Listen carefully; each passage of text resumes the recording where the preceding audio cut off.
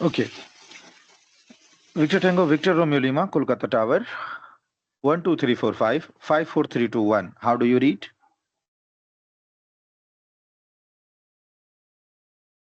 Victor, Victor Tango, Victor Romeo Lima, reading 5, Kolkata Tower. No, no, no. आपको भी W1, W2, W3 follow करना है. In the response, whom you are going to give a call? To Kolkata Tower, right? So that will come first. Then your call sign. Then reading you 5 or reading you 3, whatever is there. Go ahead. Kolkata Tower, Victor Tango, Victor Romeo Lima, reading 5. हाँ, reading you 5. ठीक. Okay, another station, do the readability check.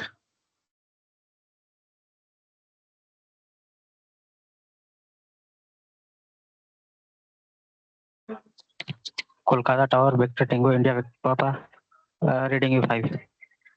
हाँ नहीं, आपको readability check करना है, ठीक है. Go ahead. How do you read? Try करिए फिर से एक बारी.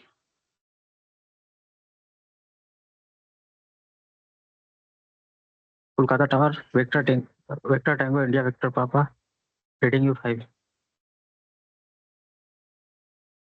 ठीक है. Another station, would like to perform readability check.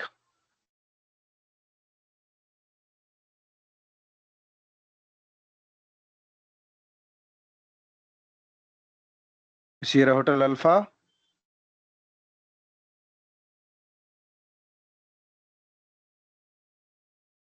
Chennai ground, Victor Tango, Sierra Hotel Alpha. How do you read?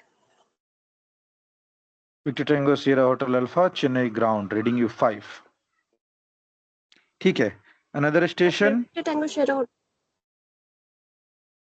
Done. Another station. Who is there? हाँ.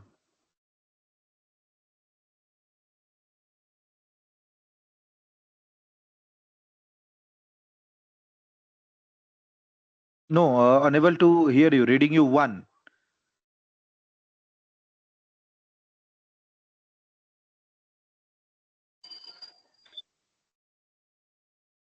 Try to say something now.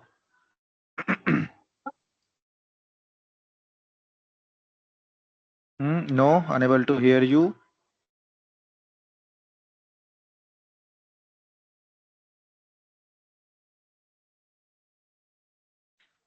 चलो कोई बात नहीं. Now you can. हाँ. Yeah, you tried to say something.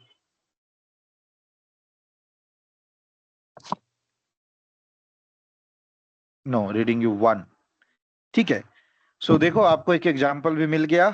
Like you can observe that she is trying to say something but unable to make it. How I identify? On the video call I am able to see कि she has unmuted but not able to transmit the communication. तो इसको बोलते हैं reading you 1. Done? चलो, unable to hear, you can check your mic and come later. Otherwise we'll proceed, and if you have any doubt Mumbai you can. ground. हाँ, receiving Mumbai your. ground, बोलो. Victor Tango, Kilo India Alpha, on 121.9. How do you read?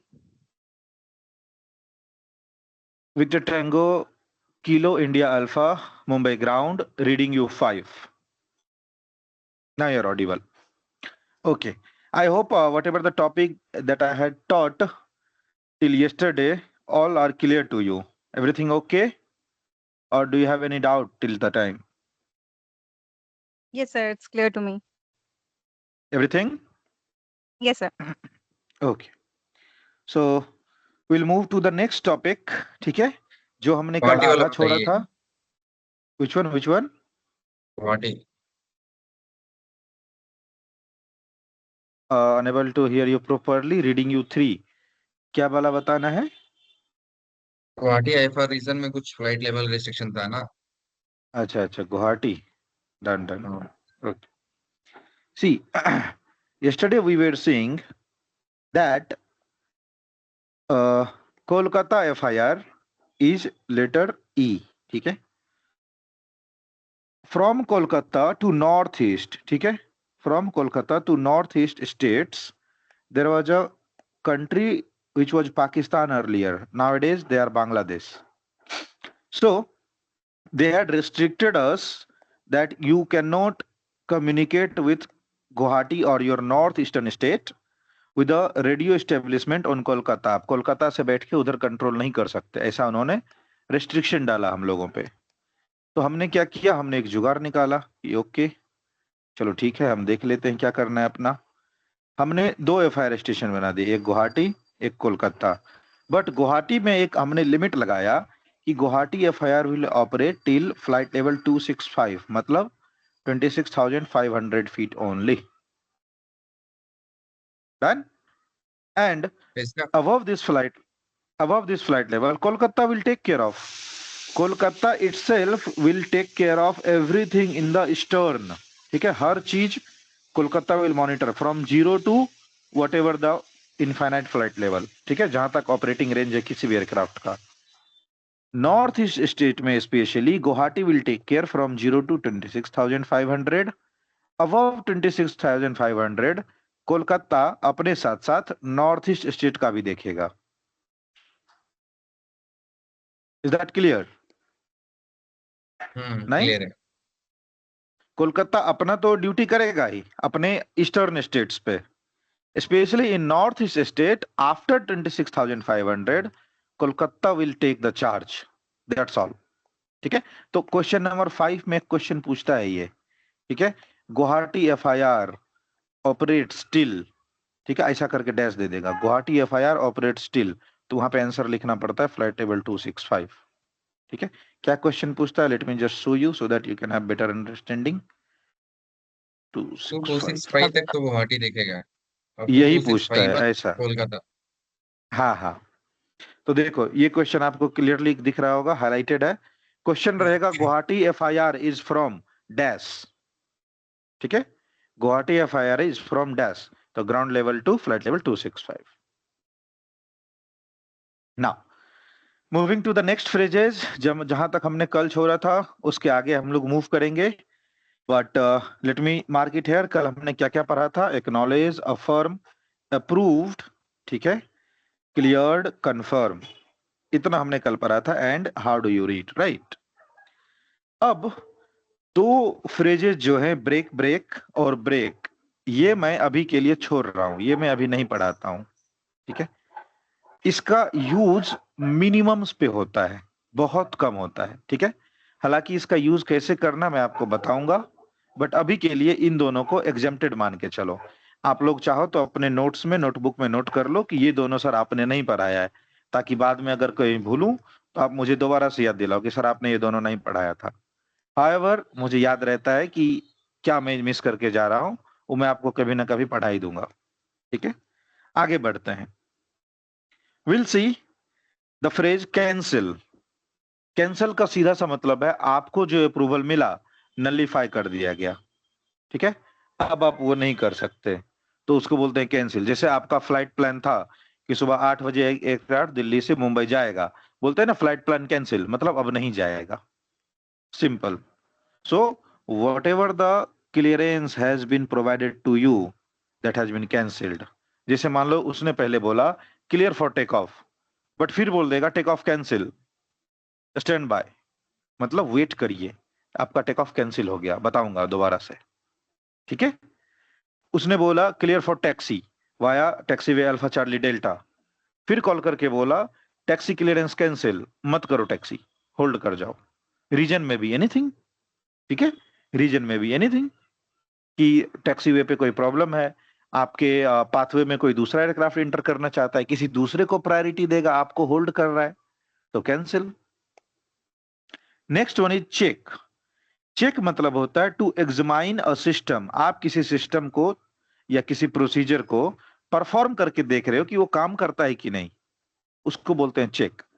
Pre flight check में आप क्या करते हो, aircraft का walk around करके check करते हो कि उसके सारे सिस्टम्स सही हैं कि नहीं, लुक्स गुड या नहीं. इलेक्ट्रिकल स्विचेज अगर हैं, हाइड्रोलिक स्विचेज अगर हैं, तो उसको प्रेस करके परफॉर्म करते हो कि हाइड्रोलिक सिस्टम का जो फंक्शनल है या जो उसका ऑपरेशनल टेस्ट है वो पास कर रहा है कि नहीं, लाइक दैट. या फिर हमने कोई प्रोसीजर बनाया, क्या प्रोसीजर बनाया कि अगर आप एटीसी को कॉल करोगे तो एटीसी आपको कॉल बैक करेगा। तो आप अपने एयरक्राफ्ट में वीएचएफ कम्युनिकेशन सिस्टम ऑन करते हो और एटीसी को कॉल करके देखते हो कि वो कॉल बैक करता है कि नहीं। सिमिलरली, या तो कोई सिस्टम हो या कोई प्रोसीजर हो, हम उसको चेक करके देखना चाहते हैं कि वो परफॉर्म कर पाता है कि नहीं। That's all. Means we are doing examination of that particular system और procedure. Next one is contact. Contact मतलब होता है स्टेब्लिश कम्युनिकेशन विथ। ठीक है, वेरी सिंपल। सपोज आप अपने कंपनी में या फिर आप स्कूल में, कॉलेज में, जहां भी पढ़ रहे हो, स्कूल नहीं, training school by the way, college जहां भी पढ़ रहे हो, आपका मन किया कि आप छुट्टी लेने जाओ, आपके घर में कोई फंक्शन है, आप छुट्टी लेना चाहते हो। तो सपोज आपने अपने जो भी कई बार होते हैं ना प्रिंसिपल, तो उनको, या फिर आप अगर नया वाला कॉलेज में पढ़ रहे हो तो ट्रेनिंग मैनेजर और quality manager kind of post होते हैं उसमें, या फिर आपके कंपनी में कोई आपका रिपोर्टिंग मैनेजर है, कोई एचओडी है, तो आपने छुट्टी के लिए अप्लाई किया, आपके रिपोर्टिंग मैनेजर ने बोला कॉन्टैक्ट एचओडी, मतलब मैं ये काम नहीं कर पाऊंगा या मेरे लिमिट में ये काम नहीं है, आप दूसरे के साथ बात करो। ठीक है। सिमिलरली, आप किसी एटीसी से कांटेक्ट करना चाहते हो, सपोज आपको फ्लाइट प्लान में कोई चेंज करना है, आगे इस टॉपिक पे आऊंगा मैं बाय द वे।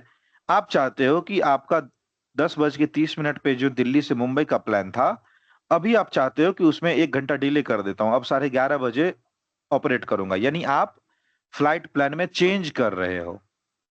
अगर ये कॉल आप ग्राउंड से पूछोगे ना, तो ग्राउंड बोलेगा ये हमारे कैपेसिटी का बात नहीं है भैया, हम खाली ग्राउंड पे एयरक्राफ्ट का मूवमेंट देखते हैं।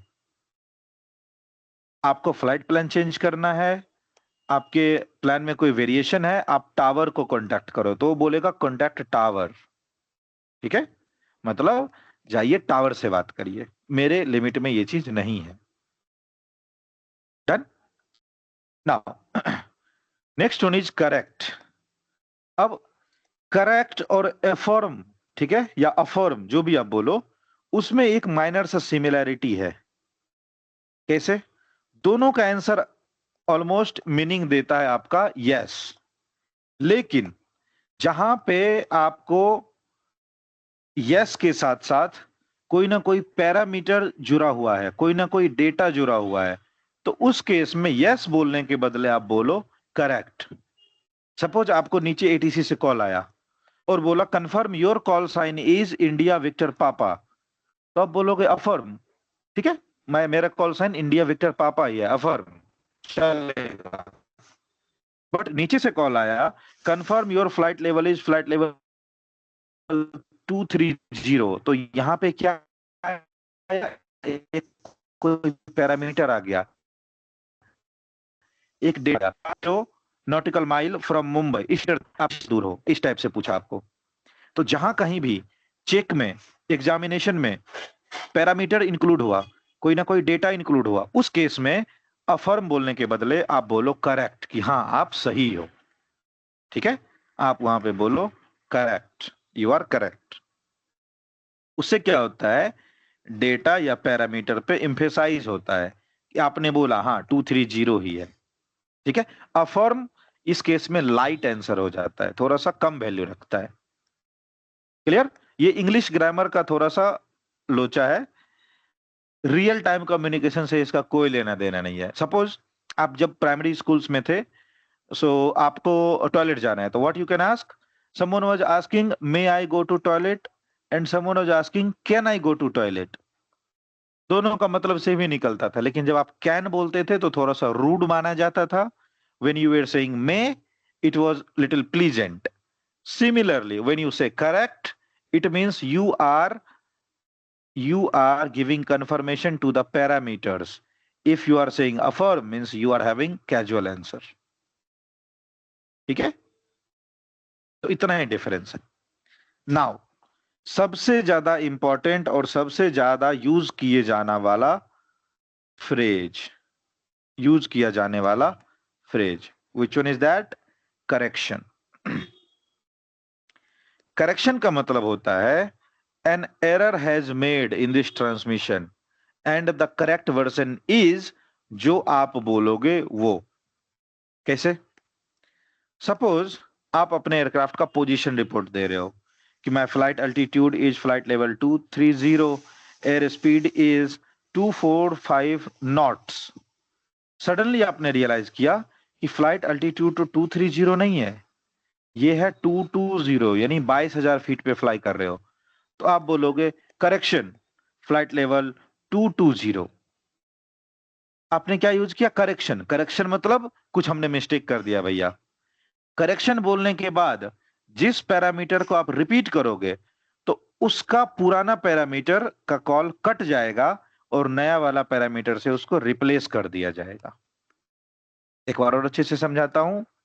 आप सपोज बोल रहे हो फ्लाइट लेवल 230, ठीक है, रेडियल मतलब आपका heading 167, air speed 250 knots. Correction, air speed 260 knots. देखा, आपने बोला करेक्शन, और करेक्शन बोलने के बाद जिस भी पैरामीटर को आपने रिपीट किया उसका पुराना वर्जन कट जाएगा। डन। एंड करेक्शन का यूज हम लोग करते हैं किस टाइप से? जब आप करेक्शन बोलते हो ना, तो इन जनरल जो भी सेंटेंस आपने सबसे लास्ट में बोला उसको कैंसिल किया जाता है। ठीक है, करेक्शन का मतलब कि आपको तुरंत रियलाइज हो गया कि यहां पे मिस्टेक था, तो उस पर्टिकुलर लास्ट पैरामीटर को वो करेक्ट कैंसिल कर देगा एग्जामिनर। लेकिन सपोज आपने पूरा का पूरा कॉल ही गलत बोल दिया, या फिर कॉल करना था मुंबई टावर को, आपने पूरा का पूरा कॉल कर दिया मुंबई ग्राउंड को, आपको रियलाइज हुआ ये तो पूरा का पूरा कॉल ही गलत हो गया, तो उस केस में हम लोग बोलते हैं डिसरिगार्ड। ठीक है, कि हमारा पूरा ट्रांसमिशन कैंसिल कर दीजिए। करेक्शन में क्या होता है? कोई एक दो पैरामीटर, ज्यादा से ज्यादा दो पैरामीटर, एक दो पैरामीटर कैंसिल होगा, वो भी लास्ट वाला, लेकिन पूरा का पूरा कॉल ही गलत चला गया तो डिसरिगार्ड। ठीक है, तो हम लोग जब इसका यूज करेंगे आपको वहां पे और ज्यादा क्लैरिटी मिल जाएगी। होप इन दोनों पैरामीटर को समझाने में I was able to make you understand about this. These two topics are clear, correction and disregard. Clear. ठीक है, करेक्शन छोटे मोटे मिस्टेक, डिसरिगार्ड पूरा का पूरा call cancel. Now two important thing, I say again and say again.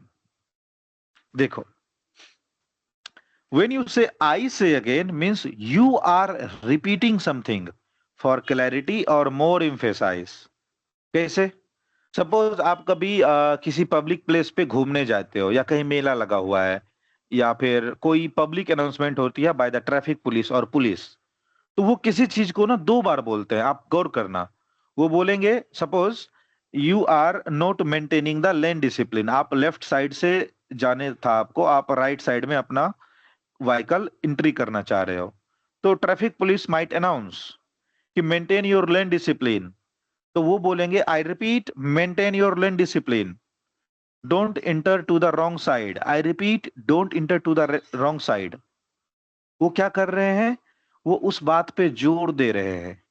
ठीक है, आप सपोज कहीं पे भीड़ लगा रहे हो, कहीं पे मॉब इकट्ठा कर रहे हो रोड साइड, या रोड साइड देखते हो कई बार जो रेडी लगती है, जो ठेले के दुकान लगते हैं, छोटे छोटे स्टॉल्स, ठीक है, some vegetable stalls. So traffic police उसको क्लियर करवाता है, दिल से वहां से हटो, आई रिपीट वहां से हटो, वो एरिया खाली कर दो, आई रिपीट वो एरिया खाली कर दो। Similarly when you are emphasising something, कि मैं उस बात पे जोर दे रहा हूं, ठीक है, या फिर मैं उस चीज को एक बार और बोल रहा हूं फॉर द बेटर क्लैरिटी, तो आप बोलते हो आई से अगेन, मैं दो बार बोल रहा हूं। क्यों?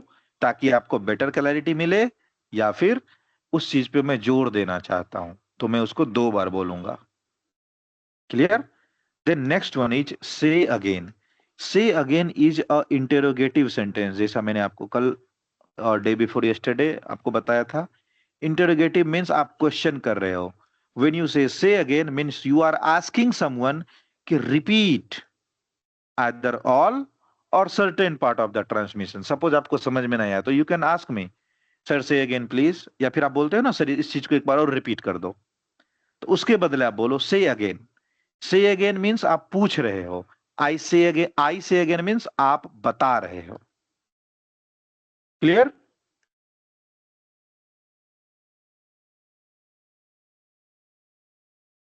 Everyone, is that clear?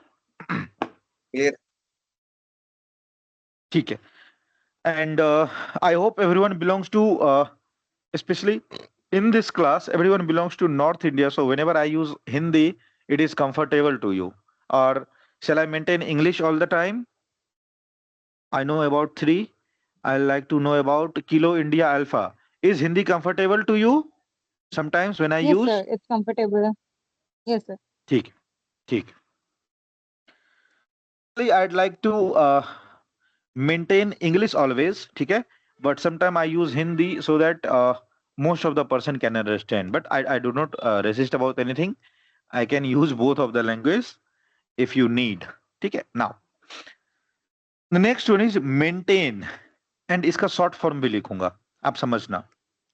maintain का short form लिखते हैं MNTN, ठीक है, माइक नवंबर टैंगो नवंबर। मेंटेन का मतलब होता है continue in accordance with the conditions specified.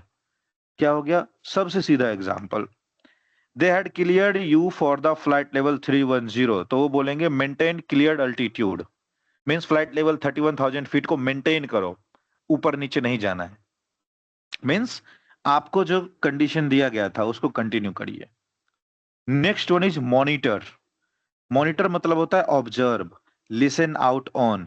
Monitor को शॉर्ट फॉर्म में लिखते हैं MNTR, ठीक है, मॉनिटर, माइक नवंबर टेंगो रोमियो। मॉनिटर मतलब होता है listen out on, watch out on. क्या होता है, कई बार आप देखते हो, सपोज किसी न्यूज चैनल पे न्यूज आ रहा है तो कुछ लोग बोलते हैं कि आज तक देखो वहां पे ये वाला न्यूज आ रहा है, या फिर इंडिया टुडे देखो वहां पे ये वाला न्यूज आ रहा है, like that. Similarly if there is a certain kind of broadcast कि ATC चाहता है कि आप कोई इंफॉर्मेशन सुनो जो कि इंपॉर्टेंट है, तो वो बोलेगा मॉनिटर 135 डेसिमल लाइनर, यानी 135 डेसिमल लाइनर आप अपने एयरक्राफ्ट के RTU में सेट करो, वहां पे जो फ्रीक्वेंसी आएगी ना उसको सुनो, वो आपके लिए जरूरी है। Clear? Going to the next, one of the most important phrase, जैसे अफर्म का मतलब था यस, निगेटिव का मतलब है एक, नो, ठीक है, निगेटिव का एक मतलब है नो। निगेटिव का 4 मीनिंग है, ठीक है, और इसको निगेटिव नहीं बोलते हैं, इसका एक्चुअल प्रोनाउंसिएशन होता है नेगेटिव, ठीक है, नेगेटिव, निग नहीं, because we people from Bihar and UP we are habitual to say it negative, ठीक है, but it is not negative, it should be negative. Negative, इसके 4 मीनिंग, और क्वेश्चन नंबर 5 में पूछता है, मैं जब जब भी क्वेश्चन नंबर 5 बोलता हूं ना तो पार्ट 1 का क्वेश्चन नंबर 5 आप लोग समझना, ठीक है, I am talking about the question number 5 of part 1। In that the phrase will be like this, negative, बस negative, you need to write the all 4 meanings of negative. So all 4 meaning of negative shall be clear to you. The first meaning for negative is no, like affirm is yes, negative is no. Then suppose you have asked for the permission for engine ground run, ATC may say negative, ground run not approved, means whatever you had asked for, permission not granted. Then here one is typing mistake, ठीक है, corrected के बदले it should be correct, ठीक है, not corrected. So suppose नीचे से ATC ने बोला कि please confirm your flight level is 230 but your current flight level is 250, आप 25,000 फीट पे हो, तो आप बोलोगे negative, current flight level is 250, 25,000 feet पे हो, ठीक है। Next one is not capable. अब इसका क्या मतलब हुआ, सपोज ATC आस्क यू, ठीक है, कि climb for flight level 230 with in 2 minutes, कि 2 मिनट के अंदर अंदर क्या आप 23,000 फीट पे चल जा सकते हो? Your current flight altitude is 7,000 feet. उसने ऐसा पूछा, क्यों? क्योंकि हो सकता है वो किसी वीआईपी को एंट्री देना चाहता है या फिर डिफेंस क्लियरेंस कराना चाहता है, तो कुछ भी हो। They had checked your capability कि क्लाइम टू 23,000 फीट, क्योंकि उनको अपना एयर स्पेस खाली करवाना है, क्लियर वे खाली करवाना है। तो बोलेंगे clear for take off, climb flight level 23,000 feet, और 23 नहीं बोलेंगे, climb to flight level 23,000 feet within 02 minutes. But आपके पास एयरक्राफ्ट है सेस्ना 172, छोटा वाला एयरक्राफ्ट है। Your rate of climb is maximum 2,000 feet per minute. So how you can approach 23,000 feet within 2 minutes? That time you can simply say negative, not capable. मतलब हम नहीं जा सकते हैं। नेगेटिव, सीधा बोलना, नेगेटिव, नहीं जा सकते हैं। तो नेगेटिव के 4 मीनिंग क्या क्या? No, permission not granted, that is not correct, and not capable. All 4 meaning are important for the question number 5. Clear to all? Next one is read back. Okay, now read back is not a phrase, it is an action. Okay, whenever we receive certain parameters, okay, we receive certain parameters, certain data, certain approval, we should give read back of it. Read back का मतलब repeat either all or specified part of the message exactly as received. ठीक है, जैसा आपको सुनाई दिया same to same आपको read back देना है, सेम टू सेम आपको वापस ट्रांसमिट कर देना है, so that no confusion shall be made. तो जब कभी हमको कुछ पैरामीटर आता है तो हम उसको रीड बैक देते हैं। सपोज आपने बोला request engine run up, ATC ने बोला इंजन रन अप अप्रूव्ड, तो ये क्या हुआ आपका? ये हो गया आपका एक अप्रूवल। तो उस केस में आपको रीड बैक देना है, आप भी बोलोगे engine run up approved, Victor tango Victor Romeo Lima, like that. ठीक है, सपोज आपको एटीसी ने बोला taxi via taxiway Alpha Charlie and Delta, तो आपको बोलना पड़ेगा will taxi via taxiway Alpha Charlie and Delta, क्योंकि ये एक पैरामीटर है। ठीक है, सपोज आपको एटीसी ने बोला क्लियर फॉर टेक ऑफ, तो आपको भी बोलना पड़ेगा क्लियर फॉर टेक ऑफ। तो अगर कोई पैरामीटर, अगर कोई डेटा, अगर कोई, यहां लिखा है क्या मैंने? आई थिंक नहीं, अगर कोई पैरामीटर, अगर कोई डेटा, अगर किसी टाइप का अप्रूवल आपको शेयर किया जाता है तो आप उसका मैंडेटरली रीड बैक दोगे। ठीक है, it should be read back as a mandatory part, ताकि कल को एटीसी मुकर नहीं जाए कि मैंने तो नेगेटिव और नॉट अप्रूव्ड बोला था, या फिर मैंने बोला था कि टैक्सी वे चार्ली डेल्टा एको के थ्रू जाओ, आप क्यों अल्फा के थ्रू इंटर कर गए? तो हम उसको रीड बैक देके डबल श्योर कर लेंगे। ठीक है, कि पक्का ना अल्फा डेल्टा चार्ली के थ्रू ही जाओ ना, बाद में ऐसा नहीं हो कि आप बोलो कि अल्फा में क्यों इंटर कर गए। ठीक है, so whatever the approval may come, do the cross check, do the double check. ठीक है, by the read back any approval, any parameter, any data if given to you, then it should be read back. जैसा मैं readability check करता हूं तो बोलता हूं ना 1 2 3 4 5 5 4 3 2 1, तो आप लोग भी बोलो 1 2 3 4 5 5 4 3 2 1 रीडिंग यू 5। रीड बैक का ये इंपॉर्टेंस है। ठीक है, तो कल से मैं अगर किसी भी टाइप का डेटा शेयर करता हूं रीडेबिलिटी चेक में, आप उसका रीड बैक दो। Clear? Done. Next one is report. Report का मतलब होता है simply pass me the information. ठीक है, फॉलोइंग का यहाँ पे खाली कोई यूज नहीं है, pass me the information. Report your altitude, मतलब आपके एयरक्राफ्ट में अल्टीट्यूड जितना दिखा रहा है वो इंफॉर्मेशन मेरे को पास कर दो, मुझे बताओ। ठीक है, रिक्वेस्ट, रिक्वेस्ट मतलब I should like to know या फिर आई शुड ऑब्टेन, मैं ये जानना चाहता हूं या फिर मुझे ये डेटा चाहिए। कैसे? सपोज आपको एयरफील्ड का क्यूएनएच नहीं पता है, QNH is altimeter setting, So you can ask the tower, what is the QNH? मतलब आप जानना चाहते हो कि उस एयरफील्ड का QNH क्या है। आपको इंजन रनअप करना है तो आप बोलोगे request engine run up, means you wish to obtain क्या, परमिशन फॉर रनअप। तो जब कभी भी कुछ पूछना हो, कुछ इंफॉर्मेशन निकलवाना हो, विल यूज रिक्वेस्ट। इसका बहुत ज्यादा यूज होने वाला है, हर कदम कदम पे हम लोग यूज करेंगे रिक्वेस्ट का। ठीक है, अब आता है नेक्स्ट रॉजर। रॉजर आप लोगों ने कई बार मूवीज वगैरह में देखा होगा, मिलिट्री ऑपरेशंस में एयरफोर्स का कोई सीन होता है तो वो लोग रॉजर बोलते हैं। तो आप लोगों को लगता होगा what is this special with Roger. ठीक है, ऐसा क्या है, थोड़ा सा रॉजर बोलोगे ना तो अपने आप में एक प्राउडली प्राउडली सेंसेशन आपको फील होगा कि वाह बहुत अच्छा टर्म बोल दिया रॉजर। ठीक है, मुझे तो आज तक ऐसा ही होता था। Done. So when you say Roger, it is giving an indication of okay. In day-to-day conversation, when you say okay, ठीक है, the same thing is being said as Roger in RT communication. I have received all your transmission, all your last transmission or all of your transmission I had received. ठीक है, suppose मैंने आपको बोला कि कल 10 बजे आप आ जाना, so you can say okay.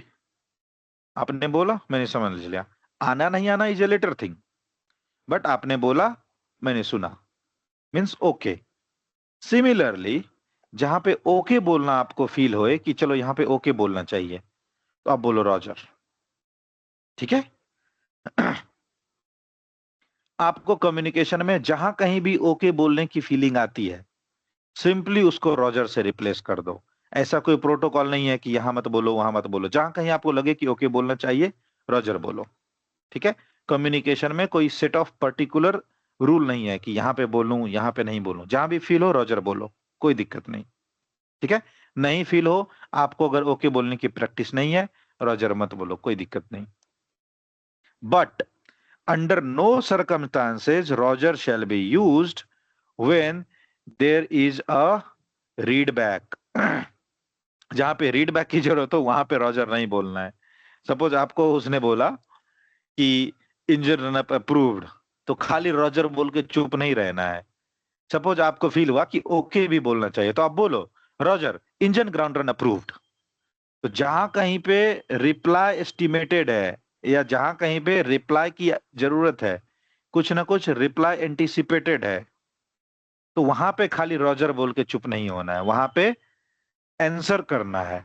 हाँ, अगर आप चाहो तो रॉजर के साथ साथ आंसर भी कर दो। लाइक सेड कि उसने बोला इंजन रनअप अप्रूव्ड, तो आप बोलो Roger engine run up approved.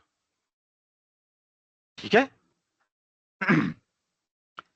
Next one is stand by. Stand by का एक शॉर्टकट बताता हूं, STBY, stand by. Stand by का मतलब होता है रुको, सब्र करो। ठीक है, थम जाओ। Stand by means wait, I will call you. जब कभी भी आप ATC से बात करोगे या कॉल करोगे, if ATC will be busy, that time they will say stand by, मतलब थम जाओ, मैं कॉल बैक करूंगा। तो आप रुक जाओगे और उसके कॉल बैक का वेट करोगे। बट अगर कॉल बैक में, एग्जामिनेशन के लिए बता रहा हूं, रियल टाइम में ATC को परेशान मत करना। अगर ATC ने बोला कॉल बैक, तो कम से कम 1 से 2 मिनट तक वेट करो, तब आप चाहो तो फिर से कॉल इनिशिएट कर सकते हो, ये भूल तो नहीं गए।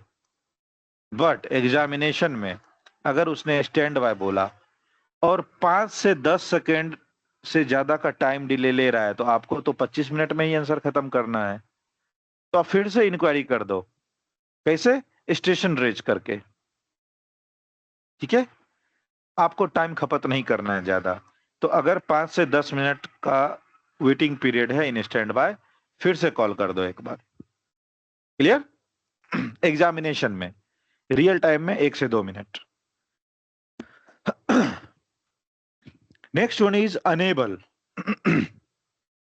अनेबल का मतलब सीधा है, आप अपनी डिसेबिलिटी शो कर रहे हो कि मैं ऐसा नहीं कर सकता। लाइक नेगेटिव, नेगेटिव का जो लास्ट मीनिंग था ना, नॉट कैपेबल। सिमिलरली उसने बोला climb to flight level 1000 feet or descend to flight level 2000 feet immediately, like that. So you can simply say unable, or you can also say negative. या फिर suppose आप 35,000 feet पे fly कर रहे हो, जो कि आरवीएसएम का फ्लाइट लेवल होता है, या फिर आप किसी भी पर्टिकुलर प्रोटोकॉल को फॉलो कर रहे थे, ठीक है, आप 31,000 फीट मेंटेन कर रहे थे, सपोज आपका ऑटो पायलट खराब हो गया, तो आप एटीसी को बोलोगे unable to maintain flight level 310, मैं 31,000 फीट को मेंटेन नहीं कर सकता, एयरक्राफ्ट खराब हो गया, ऑटो पायलट खराब हो गया, done. So you can simply say unable to maintain 31,000 feet. तो वहां पे यूज करेंगे unable. Now, will को will को का मतलब होता है will comply. जैसा आपने रॉजर बोला ना, तो रॉजर आप जहां पे बोलते हो ओके, बट सपोज एटीसी ने कहीं पे बोला कि बाद में जाके ये काम करना आपको, ठीक है, एटीसी ने बोला कि दिल्ली से मुंबई जा रहे हो ना, तो कानपुर पहुंचने के बाद, या फिर जयपुर वाला रूट लेते हैं, जयपुर पहुंचने के बाद पोजीशन रिपोर्ट करना, तो आप बोलते हो कि हाँ ठीक है करूंगा, तो उस केस में आपको बोलना चाहिए विल को कि हाँ करूंगा, जब वहां जाऊंगा तो करूंगा. सपोज आप घर से ड्यूटी के लिए आते हो, या फिर आप सिटी टू सिटी मूव करते हो, तो आपकी कई बार मम्मी बोलती है ना कि बेटा जब पहुंच जाओगे तो कॉल करना, तो उस टाइम पे आप बोलते हो कि हाँ मम्मी करूंगा. सिमिलरली आप वहां पे बोल सकते हो विल को, ठीक है, कि जब पहुंच जाऊंगा तो वो काम करूंगा, इन फ्यूचर करूंगा, अभी मैं आपको एश्योरिटी दे रहा हूं कि हाँ कर दूंगा, मीन्स विल कंप्लाई, जब वो सिचुएशन आएगी मैं उस चीज को कर दूंगा. Then something is word twice. Again word twice is not a phrase, this is an action. आप खुद अपने सेंटेंस को 2 बार बोलते हो, जैसा हमने ऊपर देखा. कैसे बोलते हैं 2 बार, क्यों बोलते हैं 2 बार? एम्फेसाइज के लिए, ठीक है, जोर देने के लिए, ठीक है. तो आप जब किसी चीज को 2 बार बोलते हो, means you are transmitting that twice, ठीक है, आप उस चीज को ट्वाइस रिपीट करते हो, ठीक है, 2 बार बोलते हो. क्यों? ताकि जोर दे, या फिर उस चीज पे एम्फेसाइज किया जा सके, कोई लोग ध्यान दे उस पे. सपोज आप कई बार गेस करना, जब आप कभी डर जाते हो ना, या कई बार हड़बड़ी में हो जाते हो ना, तो आप 2 बार बोलते हो, अरे बहुत बड़ा सांप था उधर, बहुत बड़ा सांप था उधर, ठीक है. आप अभी गेस करना, कभी डर जाओगे तो हर चीज को 2 बार बोलोगे, ठीक है, बहुत जोर से चोट लग गया यार, बहुत चोट लग गया, इस टाइप से. Means you are saying something twice, this is an action. Clear? So this is an action when you need to emphasize, or you need to seek attention of someone over anything, you say it twice. Next one is go ahead. Now, go ahead हम कब बोलते हैं? जब हम आपको invite करते हैं कि अच्छा ठीक है बोलो क्या बात है.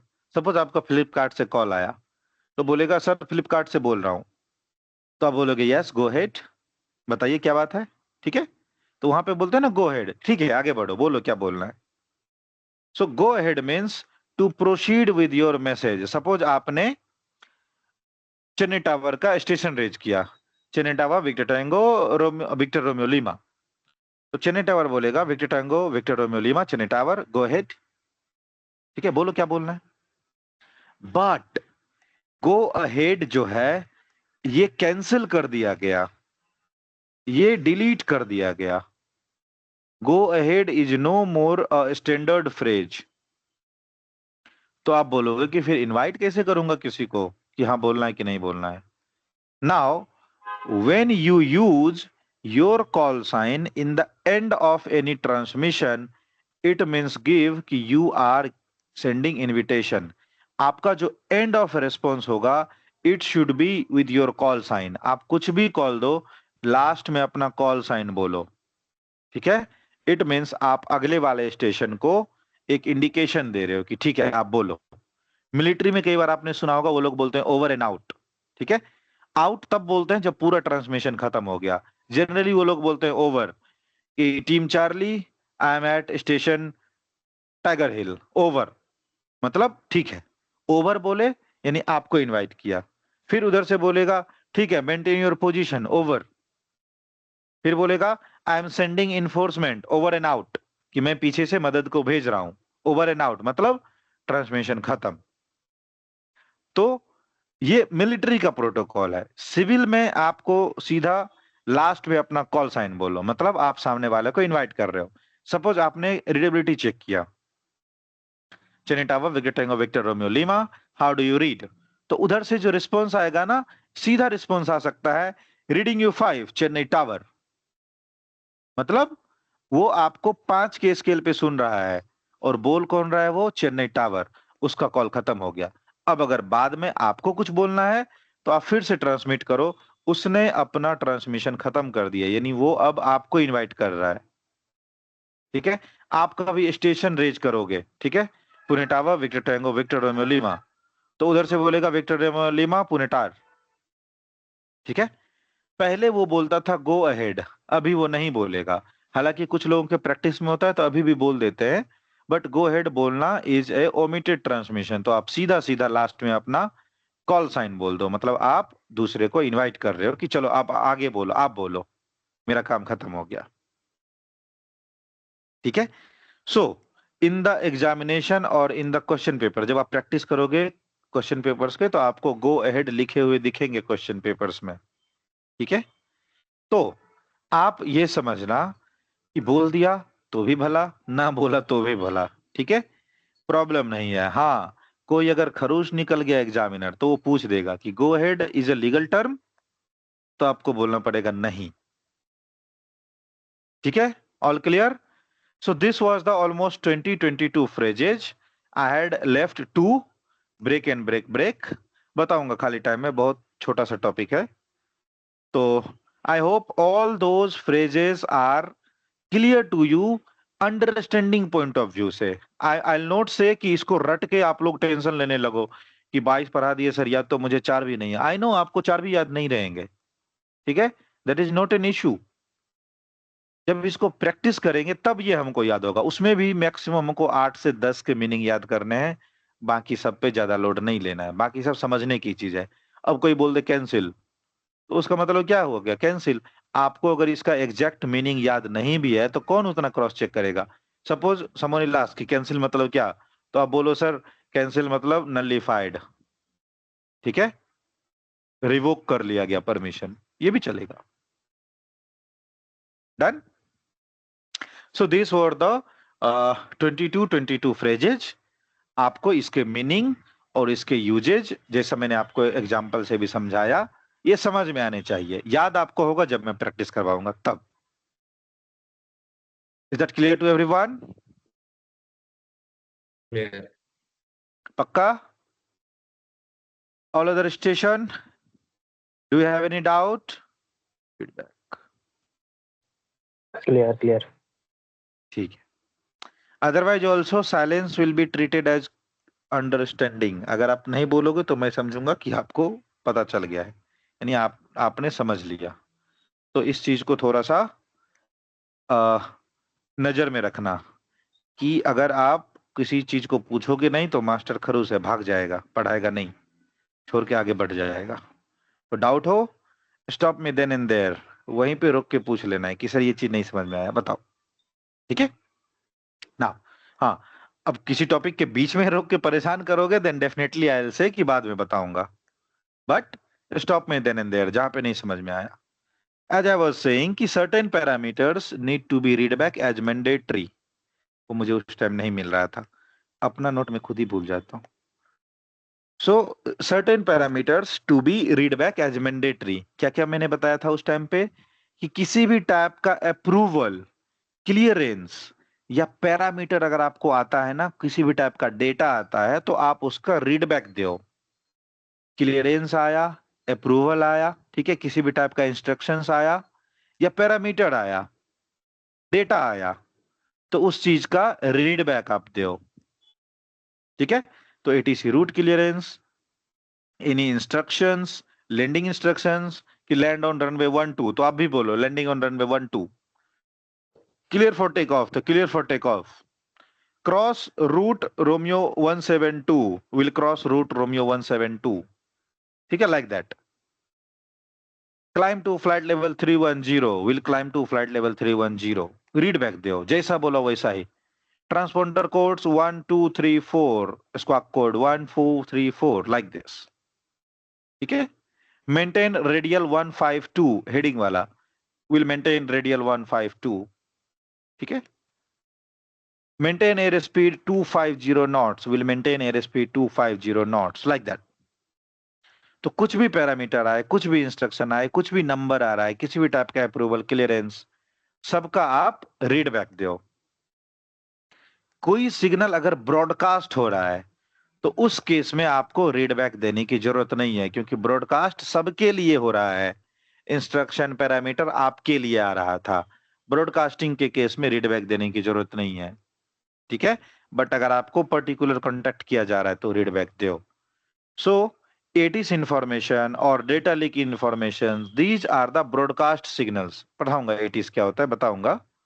when we'll go for the chart reading techniques, we'll see what is ATIS. However, whoever is working online station, they must know कि what is ATIS. तो ATIS के पैरामीटर्स आपको ब्रॉडकास्ट किए जाते हैं, पब्लिक में सुनाए जाते हैं सबको, तो उसको रीडबैक मत दो, वो आपके लिए पार्टिकुलर कंसर्न नहीं है, वो सबके लिए है, ठीक है। So these are the phrases and those are the meanings.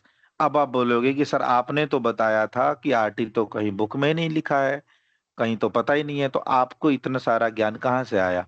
आपने ये जो लंबा लंबा फेंका अभी कि इसका मतलब ये, इसका मतलब ये डिलीट हो गया है, वो रह गया है, आपको कहाँ से पता चला?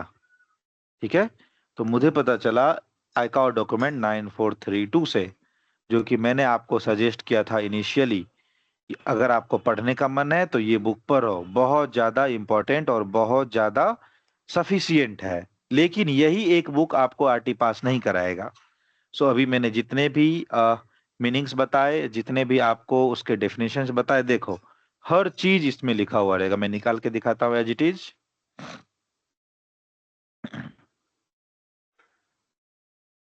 देखो फोनेटिक्स भी लिखा है, रीडिंग टेक्निक्स भी लिखा है, नंबर सारा, ठीक है।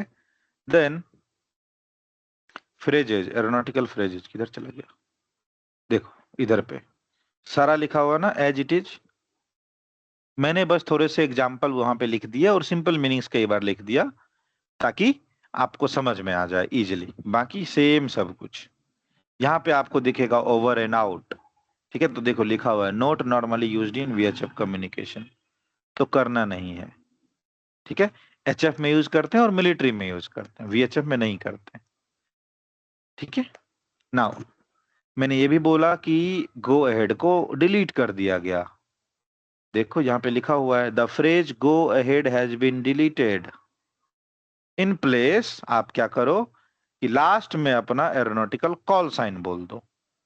इसका मतलब होता है, देखो क्लियर लिखा हुआ है, shall be considered the invitation to the next station, कि अब आप बोलो, आपकी बारी। Done?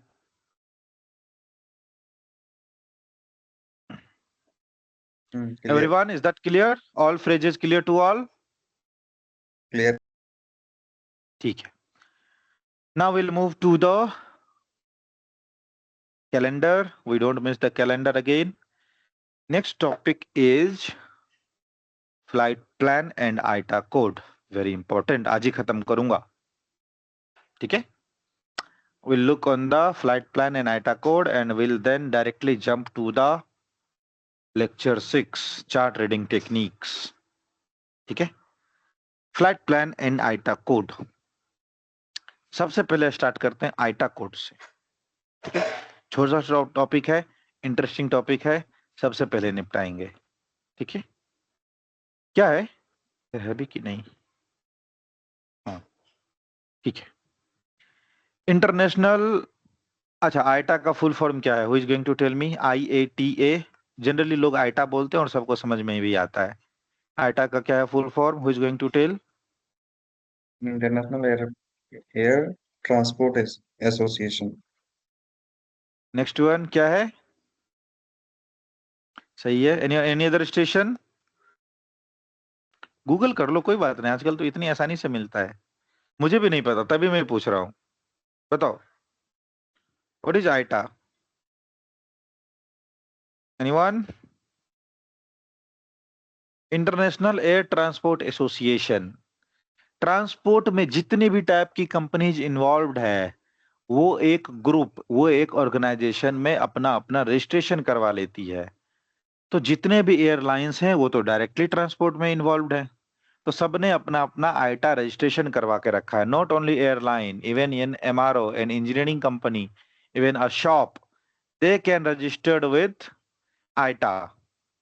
Supplier, vendor, they can also registered with आईटा।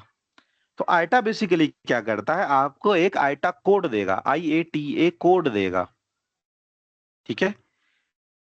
So you will be understood कि how the IATA code is being announced and how that IATA code is given to any company. It is not generally given, it is generally seeking. आपको खुद से choose करना पड़ता है। If that is available they will give you. तो 2 digit का code होता है, 2 डिजिट कोड होता है आईटा। अच्छा, I forgot to take introduction of Kilo India Alpha. Kilo India Alpha, would you like to introduce yourself? Yes, Which airline you are working on? I forgot to ask you Sir, about your Indigo. introduction. अच्छा, ठीक है। Sir, Which Indigo base? Airlines, Which base? Delhi Bay. ठीक है। Now you can see, आप लोग generally सुनते होगे someone is saying कि we are officially 6E, इस टाइप से जनरली सुनते, बहुत popular. Indigo is one of the largest airline in Asia Pacific even, ठीक है। सो Yes, sir. आप लोगों का क्या कहते हैं, जो भी ज्वाइन करता है तो ऑफिशियली 6E बैंड्स पे, फ्लाइट पे भी, अगर आप इंडिगो एयरलाइन से कभी ट्रेवल करते हो तो फ्लाइट नंबर रहता है 6E142 लाइक दैट, ठीक है। सो 6E is the IATA code of Indigo airline, ठीक है। That is आईटा code of Indigo airline, जिसको बोला जाता है आई फ्लाई। 6E नहीं बोला जाता है, 6E आप सिर्फ लिखते हो, बोला जाता है आई फ्लाई। तो क्या होता है, जो आपका एयरक्राफ्ट का कॉल साइन है, सपोज एक एयरक्राफ्ट है VT इंडिया रोमियो लीमा, ठीक है। आप देखते हो इंडिगो के एयरक्राफ्ट पे रजिस्ट्रेशन नंबर भी लिखा रहता है, लेकिन एक एयरक्राफ्ट दिन में मल्टीपल सेक्टर्स करता है, तो कैसे उस पर्टिकुलर सेक्टर को मॉनिटर किया जाए। सपोज एक एयरक्राफ्ट ने एक सेक्टर में कोई मिस्टेक कर दिया, तो रिपोर्ट तो दिन ब दिन होता है, सुबह का रिपोर्ट शाम में करेंगे। कोई भी अगर मिस्टेक होता है या इंसिडेंट एक्सीडेंट हो गया तो date to be reported in 72 hours. तो एयरलाइनर का एयरक्राफ्ट बैठा नहीं रहता है।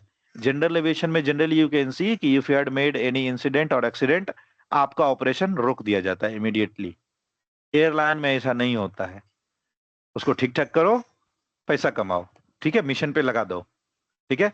क्रू चेंज हो जाते हैं, जो पायलट एक जहाज सेक्टर हो रखा है या दूसरे सेक्टर में वो है ही नहीं, तो किसने क्या गलती की, कैसे मॉनिटर करेंगे।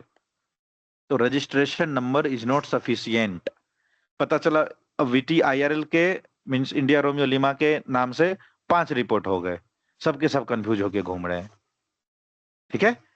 सो आप जनरली देखते हो कि जब आप ट्रेवल करते हो तो फ्लाइट का कोई फ्लाइट ID या फ्लाइट नंबर होता है, ठीक है। बोलेगा दिल्ली से मुंबई जाने वाली फ्लाइट है 147 या फिर 678, इस टाइप से। मुंबई टू पटना 789, दिल्ली टू कानपुर 612, और पीछे लगा देगा उसका आईटा code 6E147, 6E78, 6E789, 6E712। अब इसका ट्रैकिंग इजी हो गया। मिस्टेक किसने किया भैया? 6E147 ने। किसने किया? 789 ने। उसको पायलट को बुलाओ, ठीक है, उसकी खातिरदारी करेंगे।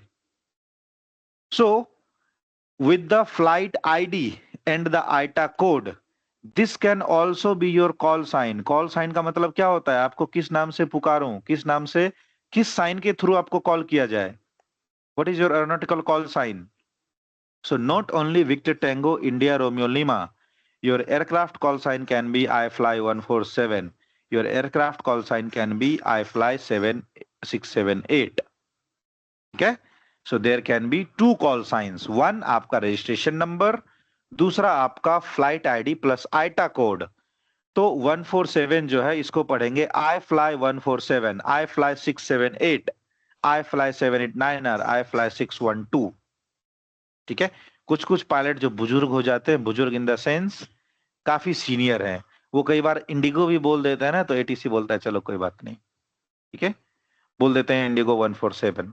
तो ऑब्वियस है, ऐसा तो कोई कंफ्यूजन हार्ड एंड फास्ट है नहीं कि इंडिगो बोल दिया तो कंफ्यूज हो जाएगा, तो कुछ लोग इंडिगो भी बोल देते हैं, but we as a rule follower will always say I fly 147। ठीक है? सिमिलरली आई फ्लाई 147 जैसे हमने बोला, आई फ्लाई 147, आई फ्लाई 678, एयर इंडिया का कोई एयरक्राफ्ट है, air India 889er, air India 652, ठीक है, तो एयर इंडिया का आइटा कोड है AI।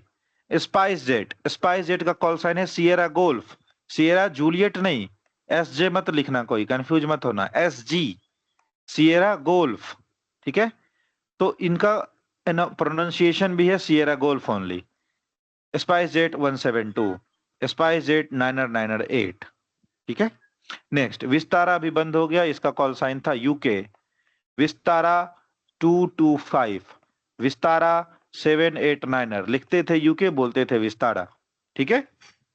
गो एयर जो कि बाद में गो फर्स्ट कर लिया उसने, it was G8, go first 779er, go first 662, like this, ठीक है।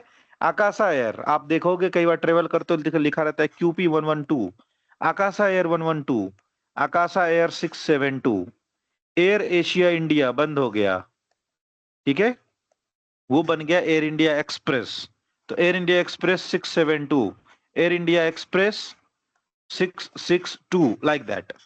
When it was Air Asia it was told as red knight, वो बोलते थे, I5 था उनका कॉल साइन, I5, ठीक है, red night 666, red night 9er 2, like that, ठीक है। तो earlier it was IX for air India express, now it is AIX, सबके लिए combine, regional sorry air India express, ठीक है, AIX। अलायंस एयर उनका है 9er I, ठीक है, तो उनका जो प्रोनाउंसिएशन उन्होंने उठाया था, दे हैड पिक्ड अलाइड, वो बोलते थे अलाइड 672, 667, बट जनरली आज तक मैंने उनको कभी भी अलाइड बोलते हुए नहीं सुना, वो हमेशा बोलते थे alliance air 662, alliance air 799er 8, तो ये भी चलता है, कई बार चलता है, ठीक है, इसके लिए घबराना नहीं है। नेक्स्ट वन इज, ठीक है, फ्लाई बिग, छोटा सा कम्यूटर है, शेड्यूल कम्यूटर है, सिएरा 9er, तो उनका जो कॉल साइन है दैट इज क्रिश, तो बोलते हैं Krish 662, Krish 678, Krish 899er 2। Star Air उनका है हाई स्टार, इसको कोई हिस्टार नहीं पड़ेगा, हाई स्टार, ठीक है, उनका है S5 Sierra 5, high star 223, high star 699er 2, high star 778। Clear?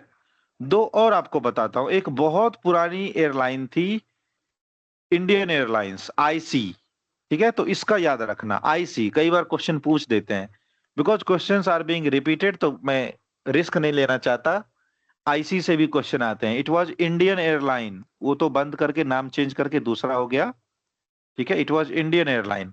When it was with Tata group it was Indian airline, जब गवर्नमेंट कर दिया गया एयर इंडिया, अगेन इसको वापस टाटा ग्रुप में जोड़ दिया गया एयर इंडिया एक्सप्रेस, तो IC था Indian airlines.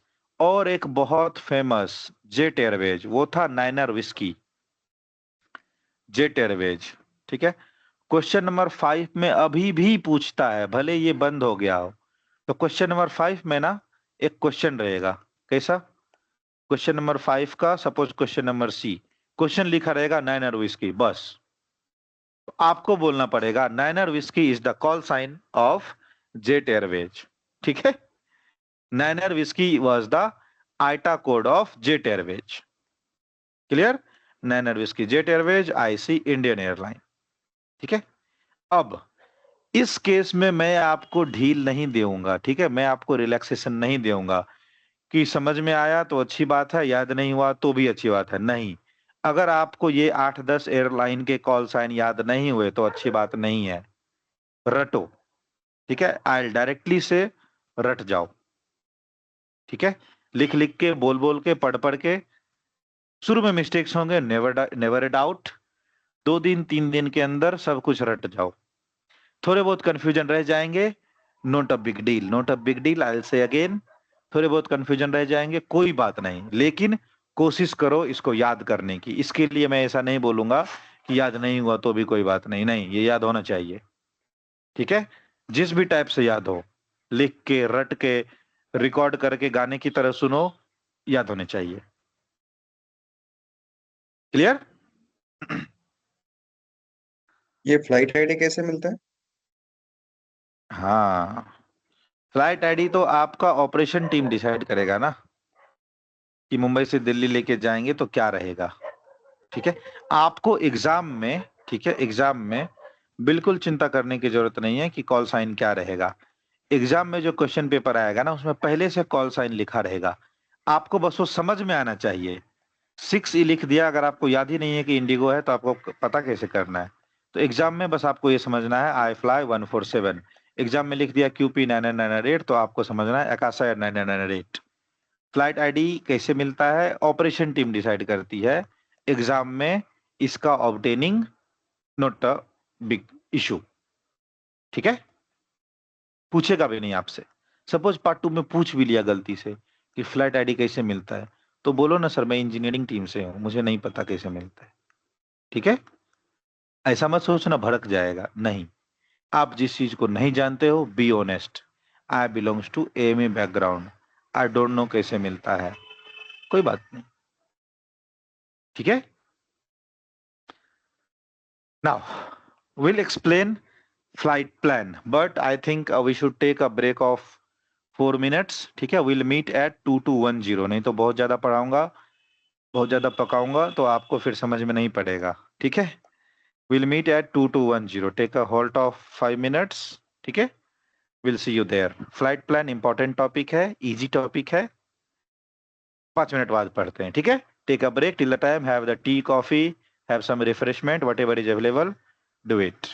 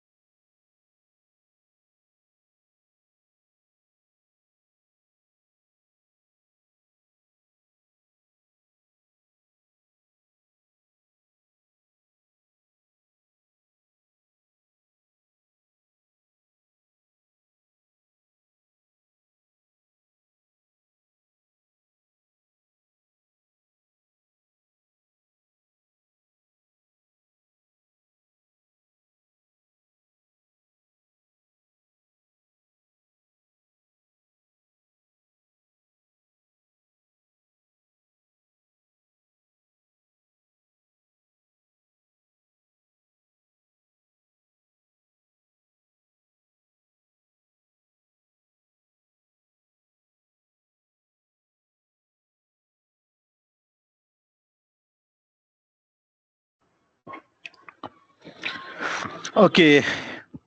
Am I audible to all? Shall I move ahead?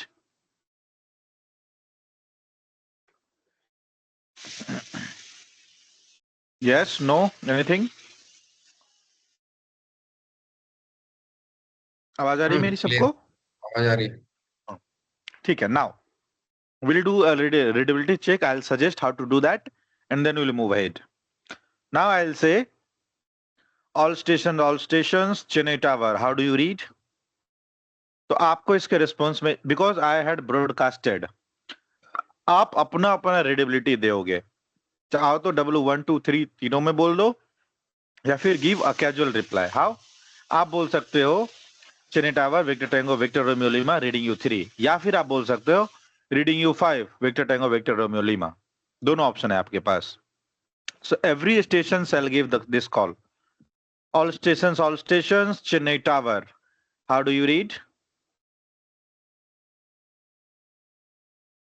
Reading you 5 Chennai tower. नहीं, reading you 5 victor Romeo lima. आप कौन हो? लास्ट में आपका कॉल साइन होना चाहिए हर एक टाइप के कॉल में. ठीक है? Say again. Reading you 5 Victor time Victor Romeo. ठीक है. Another one. Reading you 5, Victor Tango, Kilo India Alpha. Done. Roger. Another stations. चलो कोई बात नहीं. Move ahead. Something is flight plan. अब इंडिया के ऑपरेशंस की एक रिक्वायरमेंट है. अगर आपके पास कोई प्लान नहीं है तो आप जहाज उड़ा ही नहीं सकते. नॉट ओनली प्लान, अगर आपका प्लान अप्रूव्ड नहीं है तो भी आप जहाज नहीं उड़ा सकते. तो अगर आपको एयरक्राफ्ट ऑपरेट करना है तो एक मार्जिन है, टॉलरेंस है. आप एक दिन पहले फ्लाइट प्लान डाल लो, या फिर कम से कम आधा घंटा पहले. ठीक है? कम से कम आधा घंटा पहले आप एटीसी में या FIC, फ्लाइट इंफॉर्मेशन सेंटर्स, या उसको बोलते हैं generally flight information clearance offices, वहां पे आप अपना फ्लाइट प्लान सबमिट करो कम से कम आधा घंटा पहले. अगर ये बोलोगे ना 10-15 में जाके बोलोगे कि 10 बीच में हमको फ्लाई करना है, तो फ्लाइट प्लान अनअप्रूव्ड कर देगा, रिजेक्ट कर देगा कि नहीं उड़ा सकते. कम से कम आधा घंटा पहले आपको रिपोर्ट करना पड़ेगा. और ऑन रूट फ्लाइट चेंज, या फिर रास्ते में आपको कुछ चेंज करना है फ्लाइट प्लान में, तो कम से कम 15 मिनट पहले. चेंज में 15 मिनट पहले, कंप्लीट फाइलिंग कम से कम आधा घंटा पहले. बिना अप्रूवल के आप एयरक्राफ्ट ऑपरेट कर नहीं सकते. तो जो आप फ्लाइट प्लान सबमिट करोगे ना, उसका अप्रूवल इंडिया में 2 टाइप से आता है. 2 टाइप नहीं, दोनों ही आते हैं. FIC and ADC, air defence clearance, की डिफेंस के पॉइंट ऑफ व्यू से आपका फ्लाइट प्लान अप्रूव्ड है. और FIC, फ्लाइट इंफॉर्मेशन क्लियरेंस, आपने जो बोला कर लो. ठीक है? एयर डिफेंस क्लियरेंस में या तो नॉर्मल आएगा या फिर सजेशंस आएगा. किस चीज का? नोटम्स का. नोटम मतलब नोटिस टू एयर मिशंस, कि दिल्ली से मुंबई जा रहे हो लेकिन जयपुर के ऊपर फ्लाई मत करना. आज हम लोग युद्ध लड़ रहे हैं, इस साइड पे बमबारी हो सकती है, तो जयपुर के रास्ते से मत जाओ, इधर से जाओ. ये हो गया एयर डिफेंस क्लियरेंस, की डिफेंस मिनिस्ट्री ने क्लियरेंस दी, ये सब कुछ ठीक है बाबू, या फिर प्रॉब्लम है. दोनों चीज बताएगा वो. तो ADC. दूसरा FIC, फ्लाइट इंफॉर्मेशन क्लियरेंस. आपने बोला दिल्ली टू मुंबई जाऊंगा वाया लखनऊ, 3 घंटे की फ्लाइट है, 30,000 फीट पे जाऊंगा. ठीक है? IFR में फ्लाई करूंगा. तो ये सब आपने इंफॉर्मेशन दिया ना, इस चीज को वो एक्सेप्ट कर लेगा, फ्लाइट इंफॉर्मेशन क्लियरेंस की. ठीक है, आपकी जो चाहत है आप पूरा कर लो. So that is known as FIC. Now flight plan is a international standard format. ठीक है? फॉर्मेट इंटरनेशनल है. Flight plan is a document which provides या which specifies the information to ATC. किसको? ATC को, एयर ट्रैफिक सर्विसेज यूनिट्स को. उसी के अंदर में डिपार्टमेंट्स हो सकते हैं FIC वाले. लेकिन एयर ट्रैफिक सर्विसेज को आप बताओगे कि आपका इंटेंडेड फ्लाइट प्लान क्या है, या तो फुल या portion of A flight plan आप बताओगे। किसको? एयर ट्रैफिक सर्विसेज वाले को। Detail rule regarding submission, content की क्या क्या होने चाहिए, कैसे सबमिट करना है, कैसे कंप्लीट करना है, या अगर बीच में चेंज आएगा तो कैसे चेंज करना है, और closing of A flight plan, finishing कैसे करना है, ये बताया गया है इकाओ एनेक्सर 2 में, यानी फ्लाइट प्लान सबमिशन के रिगार्डिंग गाइडलाइन इकाओ एनेक्सर 2। अब अ फ्लाइट प्लान में बी फाइल्ड या submitted as written document, electronic format, और in the mode established by the authority of a state. State का मतलब होता है इन अ ब्रॉडर वे, मतलब देश, ठीक है। इंडिया को भी स्टेट बोलते हैं, तो ऐसा मत कंफ्यूज करना कि ये तो कंट्री है। इन अ लार्जर पॉलिटिक्स डेफिनेशन, देश को स्टेट बोला जाता है। तो अथॉरिटी ऑफ स्टेट, उस कंट्री ने जिस भी अथॉरिटी को डिसाइड किया कि आप फ्लाइट प्लान अप्रूव करोगे या आप फ्लाइट प्लान का एक्नॉलेजमेंट लोगे, वो उस चीज को एक्नॉलेज कर लेगा। जैसे अपने यहाँ क्या है, एयरपोर्ट अथॉरिटी ऑफ इंडिया, ठीक है, या फिर डीजीसीए, लाइक दैट। ये दोनों डिसाइड करेंगे कि फ्लाइट प्लान सबमिट करने का रूल क्या रहेगा। यूएस में है डिपार्टमेंट ऑफ ट्रांसपोर्टेशन, वही सब देख लेता है। जैसे अपने है ना, क्या बोलते हैं उसको, आरटीओ, रोड वाला जो ड्राइविंग लाइसेंस इश्यू करता है। RTO। सिमिलरली वहां है, हाँ वहां पे है डीओटी, डिपार्टमेंट ऑफ ट्रांसपोर्टेशन, वही एविएशन भी देखता है। रोड, पानी, मींस लैंड, सी और एयर, डिपार्टमेंट ऑफ ट्रांसपोर्टेशन ही देख लेते हैं वो लोग।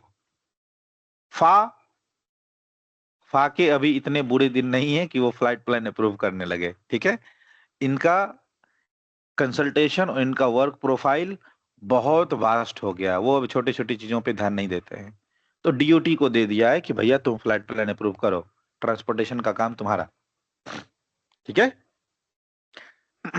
तो वो लोग बहुत एडवांस हो चुके हैं। तो कहने का मतलब, उस देश ने जो भी डिसाइड किया, ये डिपार्टमेंट, कल को मन हुआ, अपने पास तो मिनिस्ट्री ऑफ सिविल एविएशन है, दूसरे देश में मिनिस्ट्री ऑफ सिविल एविएशन है भी नहीं, तो जहां जिसने डिसाइड किया वही उस चीज को कर लेगा फॉलो।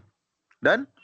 अब बोलोगे may be filed as written document. India में भी बिफोर 2015-17, इवन टिल 20, कोविड से पहले तक, टिल 20 हार्ड कॉपी सबमिट होते थे, hard copy written document. Form को पेन से भर के एटीसी में जाओ, सबमिट करके आओ। फिर क्या हुआ, हम लोग थोड़े थोड़े एडवांस हुए, इंटरनेट सस्ता हुआ, तो हमने क्या किया, हार्ड कॉपी पे फॉर्म फिल किया, उसको स्कैन करके पीडीएफ बनाया और मेल कर दिया, ठीक है। तो हार्ड कॉपी भी रखा, इलेक्ट्रॉनिक फॉर्मेट में भी रखा, पीडीएफ बना के स्कैन कर दिया। फिर हम थोड़े और एडवांस हुए, हमारे पास सॉफ्टवेयर आने शुरू हो गए। तो एक एग्जांपल मेरे को पता है, मैंने फ्लाइट डिस्पैचर में काम नहीं किया है तो मुझे ज्यादा एग्जांपल पता नहीं, बट आई नो कि देयर आर मल्टीपल्स। तो एक सॉफ्टवेयर बन के आया, स्काई वेक्टर। यहाँ पे जाओगे ना, आपके एक बार रजिस्ट्रेशन कर लोगे तो एक फॉर्म टाइप से आ जाएगा, ठीक है, ऑनलाइन फॉर्म रहेगा। आप उस फॉर्म को as a general form fill कर दो, ऑटोमेटिक आपको इस फॉर्मेट में एक फ्लाइट प्लान बना के वो दे देगा, और ऑटोमेटिक सबमिट भी हो जाएगा। मेल करने के लिए जरूरत नहीं है आपको, ऑफिस में जाने की जरूरत नहीं है, उसी वेबसाइट पे अपना फ्लाइट प्लान सबमिट कर दो, ऑटोमेटिक वो एयर ट्रैफिक सर्किट में एयर ट्रैफिक सर्विसेज में पहुंच जाएगा। तो mode established by the authority of state, India में देखा गया कि सॉफ्टवेयर बन गया तो ऑनलाइन सबमिट कर दो, कहीं से भी बैठे बैठे कहीं का भी फ्लाइट प्लान सबमिट कर दोगे, ठीक है। तो ये था फ्लाइट प्लान सबमिशन की टेक्निक। अब ये है फ्लाइट प्लान का ओरिजिनल स्टैंडर्ड। कोई भी देश कहीं भी फ्लाइट प्लान बनाएगा इसी फॉर्मेट में बनाएगा। इसमें क्या क्या ऑप्शन होते हैं चलो देखता हूं। फिलिंग टाइम कितने बजे भरा, ओरिजिनेटर आपके कंपनी का नाम, ठीक है। क्या क्या इंफॉर्मेशन इसमें हो सकते हैं, एयरक्राफ्ट आइडेंटिफिकेशन, देखो यहीं पे लिखा हो सकता है Victor tango Victor Romeo Lima, या फिर लिखा रहेगा आई फ्लाई 147। ठीक है, identification, call sign, flight rule कौन कौन से थे, IFR, VFR, Yankee air Zulu, इन चारों में से कोई। Type of flight, scheduled flight, non scheduled flight. ठीक है, नंबर, सेक्टर के नंबर ये कहते हैं, नंबर 1 2, ठीक है, लाइक दैट। सिंगल सेक्टर है, एक ही फ्लाइट है, 3 वो फ्लाइट स्लाइड करनी है शो नहीं दिन हो में। रहा है मुझे।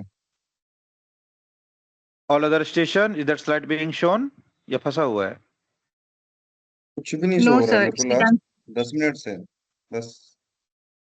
अच्छा, ठीक है। हाँ अभी आया। So, ठीक है, thank you for making it remind. I was saying about flight plan. ठीक है, वो तो डेफिनेशन ऑडिबल था, चलेगा। ये क्या अटक गया इधर। Now I will show you the standard format of flight plan. This one is the standard format of flight plan. IATA वाला भी शेयर नहीं हो रहा था क्या? इट वाज देयर, आइटा हुआ था, राइट? उसके बाद ही नहीं हुआ था। ठीक है, कोई बात। फ्लाइट प्लान के अकॉर्डिंग ये देखो डेफिनेशन जो भी मैंने एक्सप्लेन किया ना, कि ICAO Annex 2 में लिखा रहता है, रिटन डॉक्यूमेंट में सबमिट कर सकते हो, इलेक्ट्रॉनिक फॉर्मेट, या फिर mode established by the authority of state. उस कंट्री ने जो डिसाइड किया वैसे सबमिट कर दो। ठीक है, अभी भी some of the South African countries they are not very much advance, उनके पास सॉफ्टवेयर नहीं है, तो वो इलेक्ट्रॉनिक फॉर्मेट या हार्ड कॉपी में सबमिट करवाते हैं। तो जहां पे जैसा रूल वहां पे वैसा फॉलो करेंगे। क्लियर? फ्लाइट प्लान का स्टैंडर्ड फॉर्मेट है ये ऐसा। आप किसी भी वेबसाइट के थ्रू भरो, कहीं भी भरो, कैसे भी भरो, ठीक है, फाइनली आपका जो रिजल्ट आना चाहिए वो इस फॉर्मेट में आना चाहिए, फ्लाइट प्लान। तो इसमें सबसे पहला इंफॉर्मेशन देखो, फिलिंग टाइम कितने बजे सबमिट किया, ओरिजिनेटर कंपनी का नाम, एयरक्राफ्ट आइडेंटिफिकेशन। अब देखो यहीं पे लिखा हुआ आ सकता है आपका call sign, Victor Tango Kilo India Alpha, या फिर लिखा आएगा I fly 112 like this, identification के प्लेस पे इधर। Then flight rules, India, that is IFR, VFR, Yankee और जुलू, क्या है चारों में से।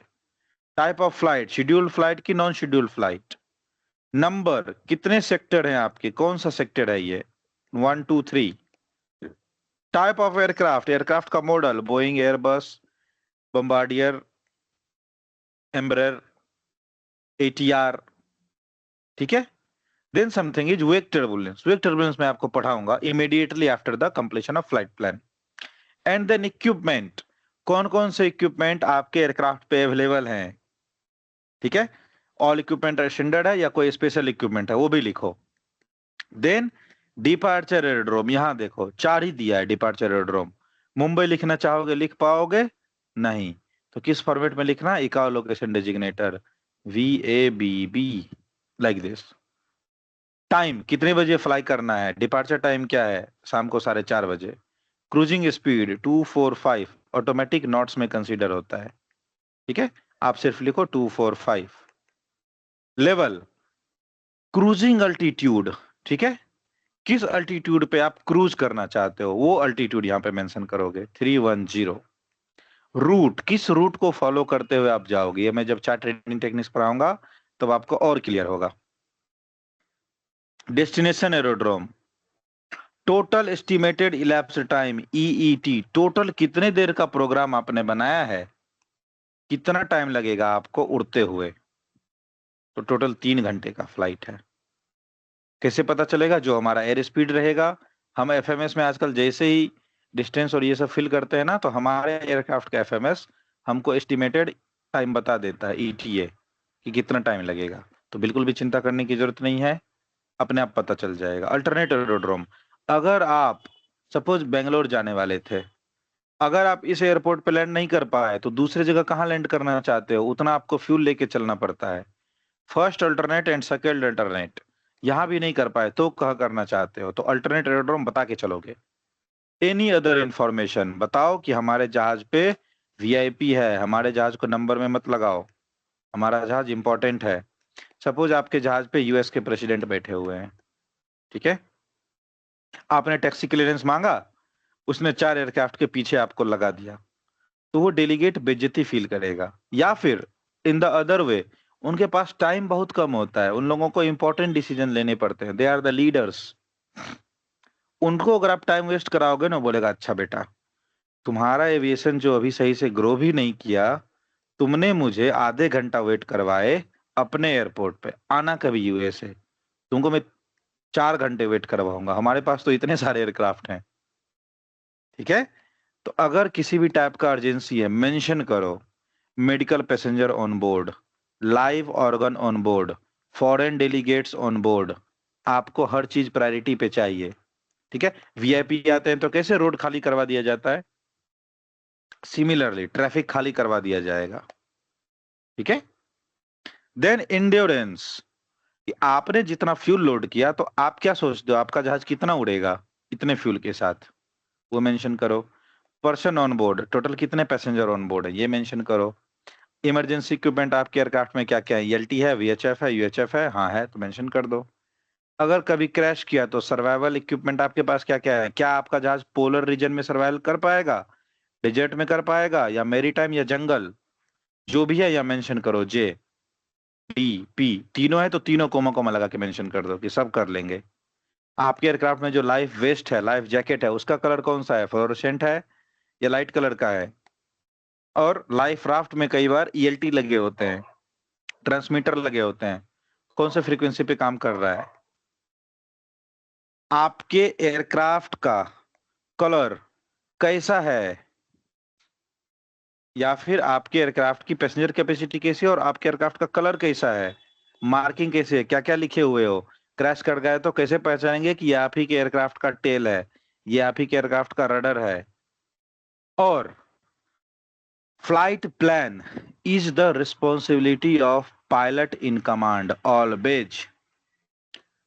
फिर आप बोलोगे सर फ्लाइट डिस्पैचर्स भरते हैं, फ्लाइट डिस्पैच टीम होती है। यस, जब किसी भी चीज का रोल बड़ा होने लगता है तो उनको सपोर्ट में बहुत सारे सपोर्ट मिलते हैं, but overall responsibility shall be taken by pilot in command in case of flight plan. Dispatchers आपकी कंपनी में होते हैं, ऑपरेशंस टीम होते हैं, वो लोग फ्लाइट प्लान भर देते हैं, बट पायलट इन कमांड जिम्मेदारी उठाएगा पूरे के पूरे फ्लाइट प्लान को समझने में और एग्जीक्यूट करने में। एग्जीक्यूट करने मतलब ऑपरेट करने में। जैसे भले कई बार आप देखते हो कि टेक्नीशियन सारा मेंटेनेंस कर देता है, बट एम में उसकी रिस्पॉन्सिबिलिटी उठाएगा, सही हुआ तो भी गलत हुआ तो भी। Similarly pilot in command.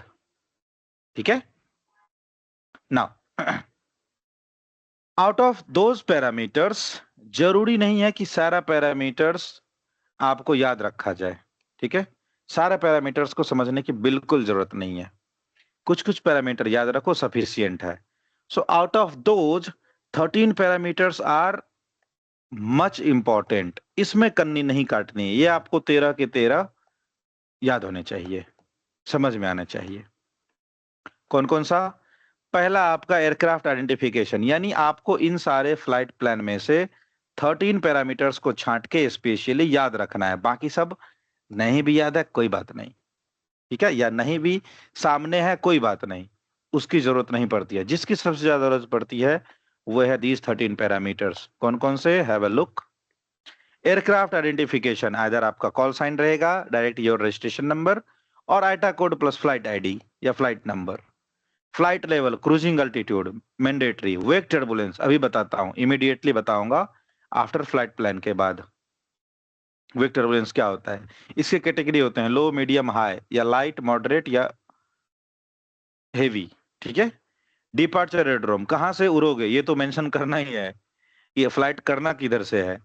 Departure time, कितने बजे डिपार्ट करोगे। फ्लाइट रूल कौन सा रहेगा चारों में से। अराइवल एरोड्रोम या डेस्टिनेशन एरोड्रोम कौन सा है आपका। टाइप ऑफ फ्लाइट मतलब होता है ऑपरेशन टाइप, फ्लाइट का मतलब होता है if something is in air, तो फ्लाइट में एयरक्राफ्ट मत समझना। टाइप ऑफ फ्लाइट मतलब टाइप ऑफ ऑपरेशन, तो टाइप ऑफ फ्लाइट क्या है आपका, schedule operation, non schedule operation, training flight, medical flight, क्या क्या है सब। मेडिकल फ्लाइट फॉरेन में डेडिकेटेड और सेपरेट एक टाइप ऑफ फ्लाइट है, बट इंडिया में नॉन शेड्यूल में ही मेडिकल को मर्ज कर दिया गया है, क्योंकि हमारे पास एयर एम्बुलेंस स्पेशली नहीं है। दूसरे जगह स्पेशली एम्बुलेंस होते हैं, HEMS helicopter emergency medical services, AEMS aircraft emergency medical services, वहां पे पूरा का पूरा एयरक्राफ्ट सिर्फ और सिर्फ एम्बुलेंस ही है, तो वहां पे फ्लाइट टाइप में मेडिकल भी होते हैं। हमारे इधर नॉन शेड्यूल में ही मेडिकल कवर होता है। शेड्यूल है, नॉन शेड्यूल है, ट्रेनिंग एयरक्राफ्ट है, ठीक है। अल्टरनेट एरोड्रोम, यहाँ नहीं उतर पाए तो कहाँ उतरोगे। रूट, कौन कौन से रास्ते को फॉलो करते हुए जा रहे हो। इक्विपमेंट, आपके एयरक्राफ्ट में जो इक्विपमेंट है, कौन कौन से इक्विपमेंट अवेलेबल है। इन एग्जाम जनरली आपको देखने को मिलेगा ऑल इक्विपमेंट स्टैंडर्ड, या फिर आईएलएस का कोई कैटेगरी है तो वो मेंशन करेगा, ILS category 2, ILS category 3, ABC. Exam में आपको जनरली यही मिलेगा। रियल लाइफ में क्या मिलेगा मैं एक्सप्लेन करूंगा तो आपको समझ में आएगा। एयरक्राफ्ट टाइप मतलब एयरक्राफ्ट का मेक या मॉडल क्या है, बोइंग, एयरबस, एटीआर। और एग्जाम में सिर्फ बोइंग, एयरबस, एटीआर लिखा रहेगा क्वेश्चन में, लेकिन आपको कंप्लीट करना है। बोइंग 737, एटीआर 72, एयरबस 320, एयरबस 321, 350, इस टाइप से। लेकिन क्वेश्चन पेपर में सिर्फ कंपनी का नाम लिखा रहेगा बोइंग, लेकिन आपको पूरा करके बोलना है।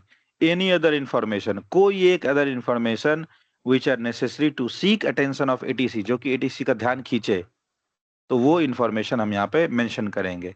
तो ये 13 पैरामीटर आपको समझ में आने चाहिए और याद होने चाहिए। हाँ, इसमें मैं आपको अगर आप बोलोगे कि सर याद तो नहीं हो पाया, कोई बात नहीं। आफ्टर 2 डेज, ठीक है, ट्रस्ट मी, आफ्टर 2 डेज हम लोग जितने भी टाइप के कॉल प्रैक्टिस करेंगे, ये पूरा का पूरा 13 पैरामीटर्स मेरे क्लास में स्टूडेंट बोलते हैं। स्टूडेंट से ही मैं फ्लाइट प्लान लेता हूं और तब प्रैक्टिस करवाता हूं। तो फ्लाइट प्लान का आप इतने बार प्रैक्टिस करने वाले हो कि आप फ्लाइट प्लान कभी भूलोगे ही नहीं। ट्रस्ट मी, अभी याद नहीं हो पाया कोई बात नहीं, बिल्कुल घबराने की जरूरत नहीं है। आपको इतनी बार प्रैक्टिस करवाई जाएगी ना, ये आप इसको भूलोगे ही नहीं, ठीक है। यही चीज मैंने कल भी एक बार बोला था किसी टॉपिक को लेके, और आज मैंने उसको प्रैक्टिस नहीं करवाया and nobody recall that thing. किस चीज के लिए बोला था कल मैंने, इकाओ लोकेशन डेजिग्नेटर को लेके। आज मैंने प्रैक्टिस नहीं करवाया, किसी ने याद भी नहीं दिलाया, इसको मैं आज प्रैक्टिस करवाऊंगा, ठीक है। तो वो अपना एक ड्यू है, लास्ट में देखेंगे। डन।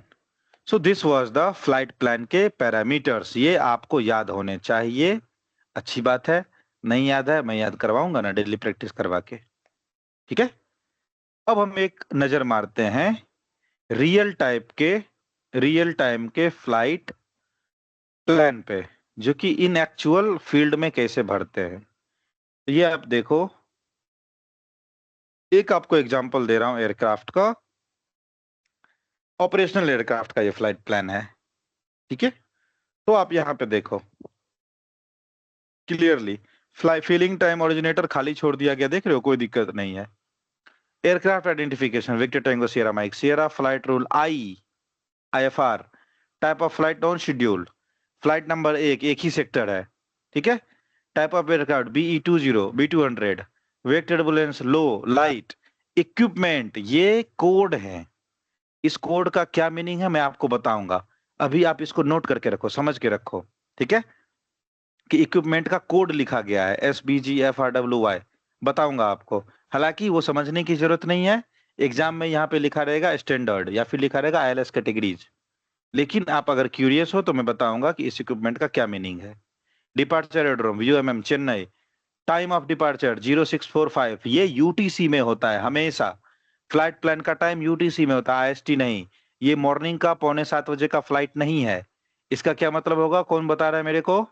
0645 को IST में कन्वर्ट करेंगे तो कितना आएगा, 6 5 11 12:15 का फ्लाइट है ये, 12:15 का, ठीक है। Cruising speed 297 knots, flight level 200, 20,000 feet, route देखो MMB चेन्नई से विस्की 117 के थ्रू, ठीक है। BIA बेंगलोर इंटरनेशनल, फिर वहां से डायरेक्ट BBG बेंगलोर में दूसरा airport. Destination aerodrome VOBG HL airport of Bangalore, ठीक है। Total estimated elapsed time 40 minute का फ्लाइट है, चेन्नई से बेंगलोर 40 मिनट लगते हैं, उससे भी कम ही लगता है, आधा घंटा लगता है, ठीक है। अल्टरनेट एरोड्रोम HL बेंगलोर पे लैंड नहीं कर पाए तो बेंगलोर इंटरनेशनल में जाके लैंड कर लेंगे। सेकंड अल्टरनेट नॉट रिक्वायर्ड, छोटा सा सेक्टर है। अदर इंफॉर्मेशन अदर इंफॉर्मेशन इन्होंने क्या लिखा कि इनके एयरक्राफ्ट पे पीबीएन अवेलेबल है, B2B, 3B, 4C, D2, ये सारे कोडेड है इंफॉर्मेशन के। क्या है मैं आपको बताऊंगा, DOF, REG, ये सब मैं आपको बताऊंगा कि इसका क्या मीनिंग है। बट अभी के लिए इतना ही समझो कि एग्जाम में लिखा रहेगा पैसेंजर में VIP on board, medical services, sorry medical passenger on board, live organ on board, इस टाइप का वो रिमार्क में यहाँ लिखना होता है, RMK के बदले रिमार्क में। बाकी ये सारी इंफॉर्मेशन क्या है आपको समझाता हूँ। उसके बाद लिखा है OPR, ऑपरेटेड बाय कौन सा company, Empire Aircraft Management Services Private Limited. तो कुछ भी इंपॉर्टेंट अगर आप मेंशन करना चाहते हो तो अदर इंफॉर्मेशन में कर दो। इंड्योरेंस, आपका एयरक्राफ्ट टोटल कितना देर उड़ सकता है, 3 घंटा 24 minute. Passenger on board, total 2 passenger. आपके एयरक्राफ्ट में इमरजेंसी रेडियो सिस्टम कौन कौन सा है, ELT है, VHF है, UHF है, हाँ ठीक है।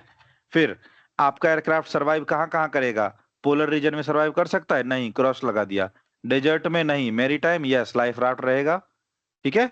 यानी आपके पास स्टैंडर्ड सर्वाइवल इक्विपमेंट है। देन आता है जैकेट। आपके एयरक्राफ्ट का जो जैकेट है उसका कलर कौन सा है, फ्लोरोसेंट में है या लाइट कलर का है, लाइट कलर का है, ठीक है। UHF VHF लगा हुआ है आपके लाइफ जैकेट में, नहीं, यानी आपके इमरजेंसी इक्विपमेंट किसी को सिग्नल नहीं भेज सकते,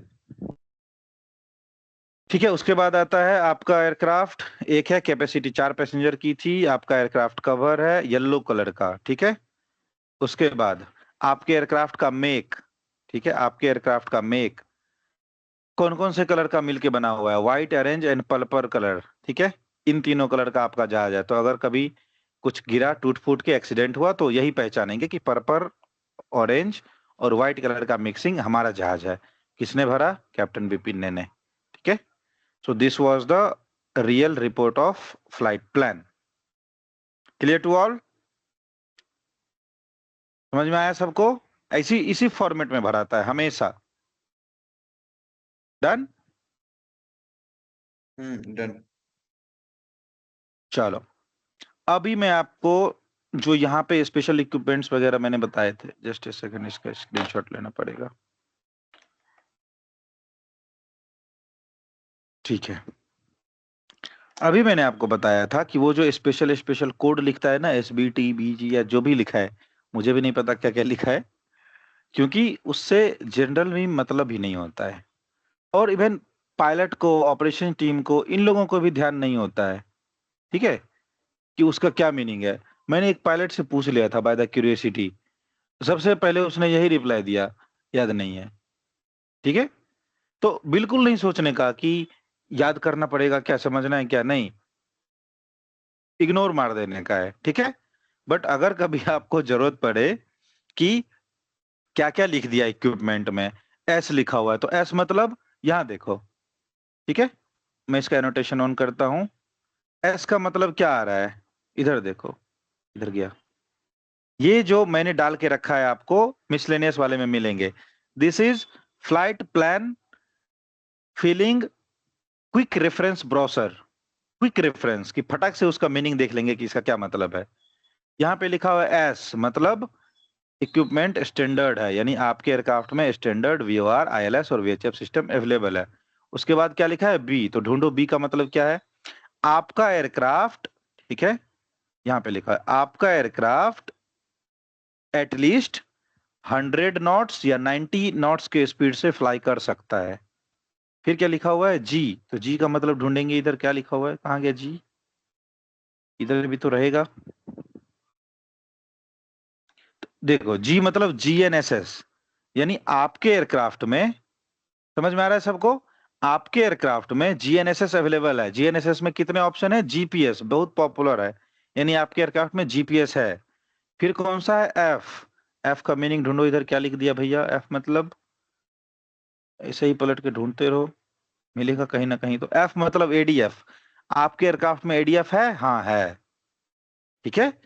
तो ये आपका इक्विपमेंट यहाँ पे लिखा गया। तो इसी तरह से आप ढूंढोगे, सबका मीनिंग मिलेगा। जनरली ना ही किसी को पता रहता है, ना किसी को याद रहता है। स्टार्टिंग में आपके एक बार आपने रजिस्टर कर लिया, उसके बाद ये इंफॉर्मेशन कैरी फॉरवर्ड होता है हमेशा, क्योंकि बीच बीच में तो ऐसा नहीं है कि आप अपने एयरक्राफ्ट से GPS ही हटा लिया या कुछ भी हटा लिया, तो उसमें आपको टेंशन लेने की जरूरत नहीं है, सब पता चलेगा। डन। फिर आया नीचे की बारी कि अदर इंफॉर्मेशन में क्या लिख दिया, B2 B3। देखो इधर लिखा हुआ है ना, B2 मतलब GNSS है, ठीक है, पीवीएन कैपेबिलिटी है कि नहीं, यानी आपका एयरक्राफ्ट समुद्र के ऊपर फ्लाई करेगा कि नहीं, नॉर्थ अटलांटिक ओशन में। B2 का मतलब GNSS है, B3 मतलब DME है, B4 मतलब VOR DME भी है। उसके बाद B5 नहीं है, देखो यहाँ पे B5 नहीं मेंशन किया, यानी आपके एयरक्राफ्ट में INS या RS नहीं है। एयरबस में लिखा रहेगा, हाँ है भैया। फिर आया C1 C2। C1 C2 में क्या आपके पास सारा है? नहीं, C2 है अपने पास, यानी GNSS है, GPS है। इसी टाइप से आपको सारा देखना रहता है और रेफरेंस मिलाना रहता है। ये मैंने आपको इसलिए समझाया कि कभी अगर क्यूरियस हो, पढ़ने का मन करे, तो इसको लेके पढ़ लो। हालांकि नहीं पढ़ोगे, बिल्कुल भी घबराने की जरूरत नहीं है, टेंशन फ्री होके रहो, कभी जरूरत नहीं पड़ेगी आपको AME में, ठीक है, और RT में फ्लाइट डिस्पैचर बनोगे। तो अगर ये आपको याद है तो आपकी शाबाशी होगी, याद नहीं है तो निकाल के फॉर्म फिल कर देना है। Clear to all?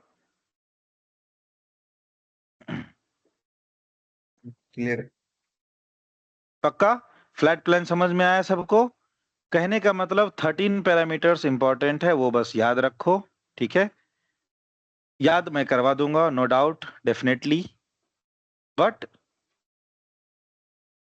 समझना आपको आना चाहिए। ऐसा नहीं कि कल को जब मैं टाइप ऑफ फ्लाइट समझाऊं तो आपको, या टाइप ऑफ फ्लाइट में मैं डायरेक्ट नॉन शेड्यूल बोलूं तो आपको समझ में नहीं आया कि टाइप ऑफ फ्लाइट क्या था सर, क्या था। या मैं बोलूं अगर वेक टर्बुलेंस लाइट है तो आपको ऐसा मन में कंफ्यूजन नहीं होना चाहिए, लाइट का मतलब क्या था, ठीक है, ऐसा नहीं होना चाहिए। डन। तो उससे पहले मैंने 2 प्रॉमिस किए, क्या क्या? एक आपको समझाऊंगा वेक टर्बुलेंस। अब देखो, वेक टर्बुलेंस का मतलब होता है कि अगर आपने एयरक्राफ्ट का इंजन ऑन किया तो आपका एयरक्राफ्ट कितना अमाउंट ऑफ एयर डिस्टर्ब करेगा। टर्बुलेंस का मतलब ही होता है ना डिस्टर्ब एयर। तो आपका एयरक्राफ्ट अपने पीछे कितना अमाउंट ऑफ एयर डिस्टर्ब करेगा, उसकी कैटेगरीज बनाई गई। नहीं तो पता चला एयरबस के पीछे कोई छोटा सा एयरक्राफ्ट सेस्ना खड़ा है, आपने एयरक्राफ्ट का इंजन ऑन कर दिया, वो बेचारा एप्रोन से ही टेक ऑफ कर गया, तो ATC वाला उधर से फोन करेगा, भैया हमने रनवे इसीलिए बनाया था ना कि आप टेक ऑफ करो, आपने इसका फ्लाइट एप्रोन से ही करवा दिया, दैट इज नॉट गुड। तो इस टाइप की चीजें नहीं होनी चाहिए। आपके एयरक्राफ्ट ऑन करने से, आपके एयरक्राफ्ट के इंजन ऑन करने से कोई दूसरा एयरक्राफ्ट टेक ऑफ नहीं करना चाहिए अनवांटेडली, ठीक है। किसी दूसरे एयरक्राफ्ट में उलट पुलट नहीं होना चाहिए, नहीं तो गिर गया, पता चला पलटी मार दिया। तो आप अपने फ्लाइट प्लान में अपने एयरक्राफ्ट का वेक टर्बुलेंस मेंशन करते हो कि हमारा एयरक्राफ्ट कितना भारी भरकम है, कितना एयर डिस्टर्ब करेगा। तो आपके एयरक्राफ्ट के अमाउंट ऑफ एयर डिस्टर्ब को देखते हुए बनाए गए categories. If somebody is remember, then you might know Victor Romeo Lima might be under clear to this. Global 5000 उसका वेक टर्बुलेंस कितना था behind the aircraft? I think 100 feet it was, right. मतलब एक तरह से ये सजेस्टेड रहता है कि अगर आप एयरक्राफ्ट का इंजन ऑन कर रहे हो ना, तो 100 फीट तक के डिस्टेंस में कोई दूसरा एयरक्राफ्ट नहीं हो। ये सब आपके लिखा रहता है POH में, पायलट ऑपरेटिंग हैंडबुक में, या उसको बोला जाता है जनरली, क्या बोला जाता है, फ्लाइट मैनुअल। तो वहां लिखा रहता है। डन। तो आपके एयरक्राफ्ट का वेक टर्बुलेंस क्या कितना रहेगा, इसके 3 कैटेगरी कौन कौन से, नाम अच्छे से ध्यान में रखना सब लोग, ठीक है, क्योंकि नाम इंटरचेंज्ड होते हैं और सब चलता है। या तो बोलो लो मीडियम हाई, ठीक है, लो मीडियम हाई, या फिर बोलो लाइट मॉडरेट या हेवी, ठीक है, लाइट मॉडरेट हेवी, लो मीडियम हाई, तीनों का मतलब सेम। अगर आप नोट नहीं कर पाए then I am repeating again, low medium high, light moderate heavy, ठीक है। अब आपके एयरक्राफ्ट का, is that clear to all? सबने नोट किया, low medium high light moderate heavy? Clear. अब आपके एयरक्राफ्ट का वेक टर्बुलेंस लो रहेगा, मीडियम रहेगा या हेवी रहेगा, ये डिपेंड करता है आपके एयरक्राफ्ट का मैक्सिमम टेक ऑफ वेट कितना है या ऑल ऑफ वेट कितना है। अगर आपका एयरक्राफ्ट का ऑल अप वेट 7000 किलो से कम है तो आपके एयरक्राफ्ट का वेग टर्बुलेंस रहेगा लो। अब आप बोलोगे सर अभी तो आपने बताया कि इंजन से रिलेटेड है, आप वेट पे कैसे चल गए? अभी एक सीधा सा एग्जांपल समझो कि अगर आपके टू व्हीलर का एक्सीडेंट हो गया तो उसको खींचने के लिए हाथी तो नहीं बुला लोगे ना। 2-3 आदमी उठा के जा सकता है। लेकिन कार का एक्सीडेंट हो गया तो उसको खींचने के लिए आपको जेसीबी चाहिए, बुलडोजर चाहिए। मतलब यह है कि अगर आपके एयरक्राफ्ट का वेट ही कम है तो उसमें रॉल्स रॉयस का इंजन लगा देंगे, पता चला इंजन ही टेक ऑफ कर गया, एयरक्राफ्ट इधर ही रह गया। ठीक है, एयरफ्रेम इधर ही रह गया, इंजन ही आगे चल दिया। तो जितनी हमारी वेट, जितना हमारा कैपेसिटी, उसी के हिसाब से हम इंजन लगाते हैं। तो जितना भारी भरकम एयरक्राफ्ट उतना पावरफुल इंजन, उतना पावरफुल इंजन का थ्रस्ट। तो छोटे एयरक्राफ्ट के इंजन भी लो एयर टर्बुलेंस क्रिएट करते हैं। तो अगर आपके एयरक्राफ्ट का, ये याद रखना सब लोग, वेट कैटेगरी पार्ट 2 में पूछ देता है। अगर आपके एयरक्राफ्ट का वेट 7000 किलो से कम है तो आपके एयरक्राफ्ट का वेग टर्बुलेंस रहेगा लो। इसके एग्जाम्पल हैं आपके जितने भी C-90, B-200 बीच किंग वाले एयरक्राफ्ट हैं, सेस्ना 172, 152, ये सारे के सारे लो टर्बुलेंस कैटेगरी के एयरक्राफ्ट है। फिर आता है अगर आपके एयरक्राफ्ट का वेट 7000 किलो से लेके 1,36,000 किलो के बीच में है तो आपका एयरक्राफ्ट रहेगा वेग टर्बुलेंस मीडियम। सारे एयरलाइनर्स के एयरक्राफ्ट अदर देन एयरबस 350 और 380 या बोइंग 777, एयरबस 320, बोइंग 737-8 मैक्स जो भी है, 321, 319, फिर आपका ATR 72, ATR 42, स्पाइसजेट वाला Q400, जनरल एविएशन का बम्बार्डियर 5000, 6000, एम्बरर 135, 145। जनरली जितने भी ट्रांसपोर्ट कैटेगरी के एयरक्राफ्ट हैं those are medium wake turbulence. ठीक है, मॉडरेट। एयरबस का मैक्सिमम टेक ऑफ वेट कितना है? Who is going to tell me? There are 2 engineers of Airworks in this group. कितना है मैक्सिमम टेक ऑफ वेट? मैं तो एयरबस का इंजीनियर नहीं हूं, कौन बताएगा?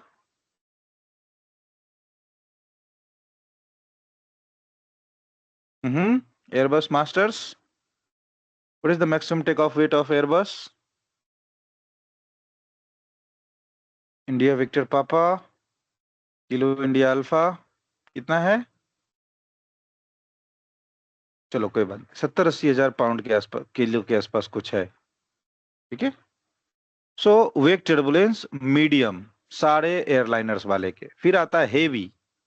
ठीक है, जनरली हेवी में एयरबस 350, बोइंग 777। ठीक है, ये दोनों एयरक्राफ्ट हैं। फिर आता है सुपर हेवी। सुपर हेवी में अभी तक सिविल एविएशन में एक ही एयरक्राफ्ट है, एयरबस 380 सुपर हेवी, और एंटोनव वगैरह। ठीक है, अपना ग्लोब मास्टर मिलिट्री में जो है, वो सारे ट्रांसपोर्ट कैटेगरी के कार्गो वाले एयरक्राफ्ट सुपर हेवी वाले हैं। तो वेट कैटेगरी डिसाइड करती है कि एयरक्राफ्ट का वेट टर्बुलेंस लो रहेगा, मीडियम रहेगा या हाई रहेगा। Confirm if I am clear to this topic. Everyone सो गए क्या सब लोग? Is that getting bored? नहीं क्लियर है। ठीक है, sir. Clear. अदर? ठीक है, so basis on of your aircraft maximum takeoff weight, all up weight, your wake turbulence is being decided. ठीक है, नाउ अब आप बोलोगे सर आपने तो बताया कि फ्लाइट जनरली उड़ जाएगा, पलटी मार देगा, क्या ये चीज पॉसिबल है? Yes, I will show you some real time example. ठीक है, देखो इधर, नहीं ये तो गलत चीज ओपन हो गया। आई will show you one real time example, this is an incident reported. ठीक है, वो सीजे वाला ना, दुबई वाला? नहीं नहीं नहीं, दिस वाज नॉट ये सीजे। सीजे का भी होगा, ओके। पता नहीं, आई एम नहीं नॉट रिमेम्बर। चैलेंजर था। हाँ, this was an aircraft Airbus 380 जिसका वेग टर्बुलेंस था सुपर हेवी। ठीक है, and one aircraft was there, Challenger 604, if you are not known to this aircraft, अगर आपको पता है तो आप जानते होगे, otherwise I will tell you. Challenger 604 is one of the largest business jet, one of the largest, one of the heaviest। ठीक है, बिजनेस जेट में जो सबसे ज्यादा वेग टर्बुलेंस वाला एयरक्राफ्ट है वो अपना ERJ 700 जो स्टार एयर वाले कॉमर्शियल में यूज करते हैं। अगर उसका बिजनेस जेट बनाओ तो वो करेगा। अदरवाइज बम्बार्डियर के ग्लोबल सीरीज टॉप पे रहते हैं हमेशा, वेट, कैपेसिटी, रेंज, हर चीज में। और उसके बाद बम्बार्डियर का ही 604, ठीक है, ये सेकेंड थर्ड रैंक एग्जिस्ट करता है इन बिजनेस जेट। और 1000 feet separation is a allowable separation in RVSM flying zone. RVSM में 1000 फीट का वर्टिकल सेपरेशन अलाउएबल है। ये वाला एयरक्राफ्ट पलटी मार दिया देखो, और ये रियल टाइम इंसिडेंट है। मैं कहीं देख रहा था तो मैं उसका फोटो लेके रखा।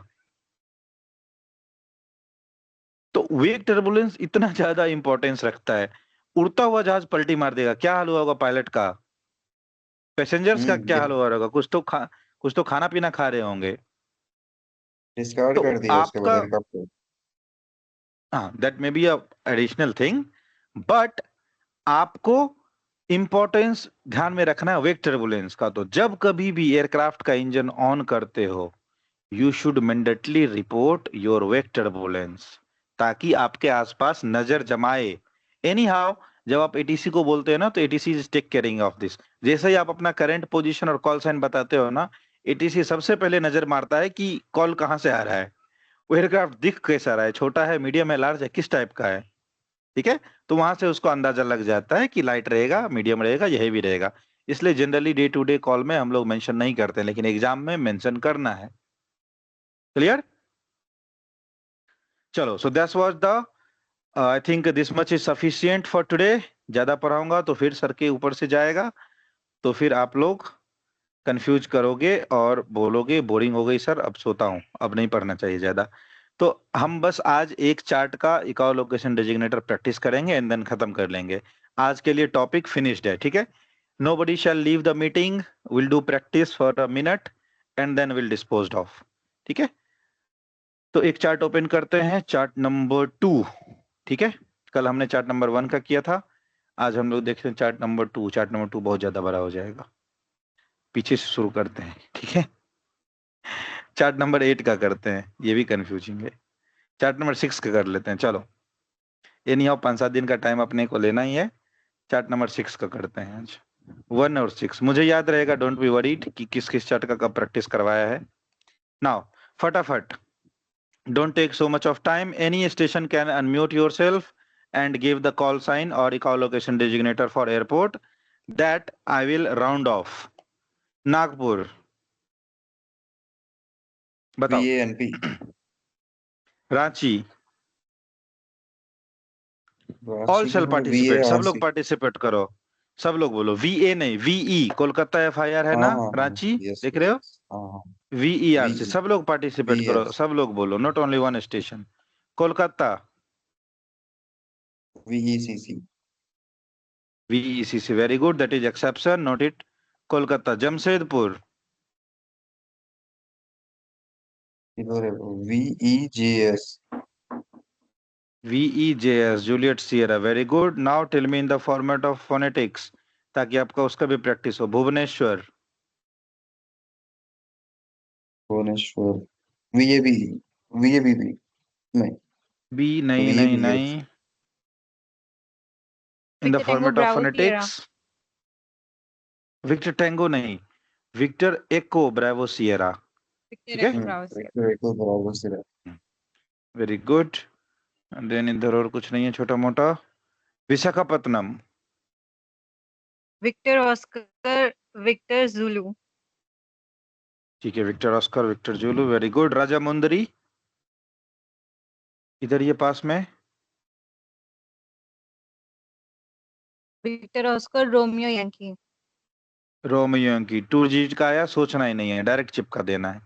Vijayawada, Vijayawada, BBZ, Victor Oscar Bravo Zulu.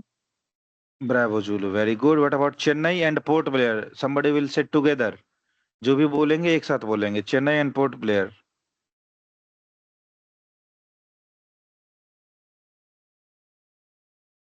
Go ahead, go ahead.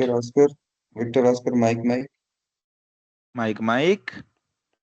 and Victor Oscar, Papa Bravo. Pepper Bravo, ठीक है। So on the chart number 6 we have two exception, कौन सा? चेन्नई और कोलकाता, ठीक है, which is very obvious, आप लोगों को जनरली पता भी होगा। So VECC is for Kolkata, VOMM for Chennai. So let's finish it today here only. We had taken complete 2 hours class. अब आप लोगों को नींद भी आ रही होगी, that I can understand. So let's disperse the meeting here only. That was enough till today. We'll continue with the further topics tomorrow and day after tomorrow. Done? Is that good? And please do also let me know कि 2 घंटे का class boring हो रहा था was or it was bit interesting. समझ में आ रहा था सबको सब कुछ? आ रहा। Don't hesitate, tell honestly. नहीं आ रहा होगा, stop me then and there. वहीं बताओ, कोई हार्ड एंड फास्ट नहीं है, ठीक है? चलो. Then that's all for today. We'll see you guys tomorrow. Done? Chalo, good night for today. Good night. Good night, Good night. good night everyone. Bye bye.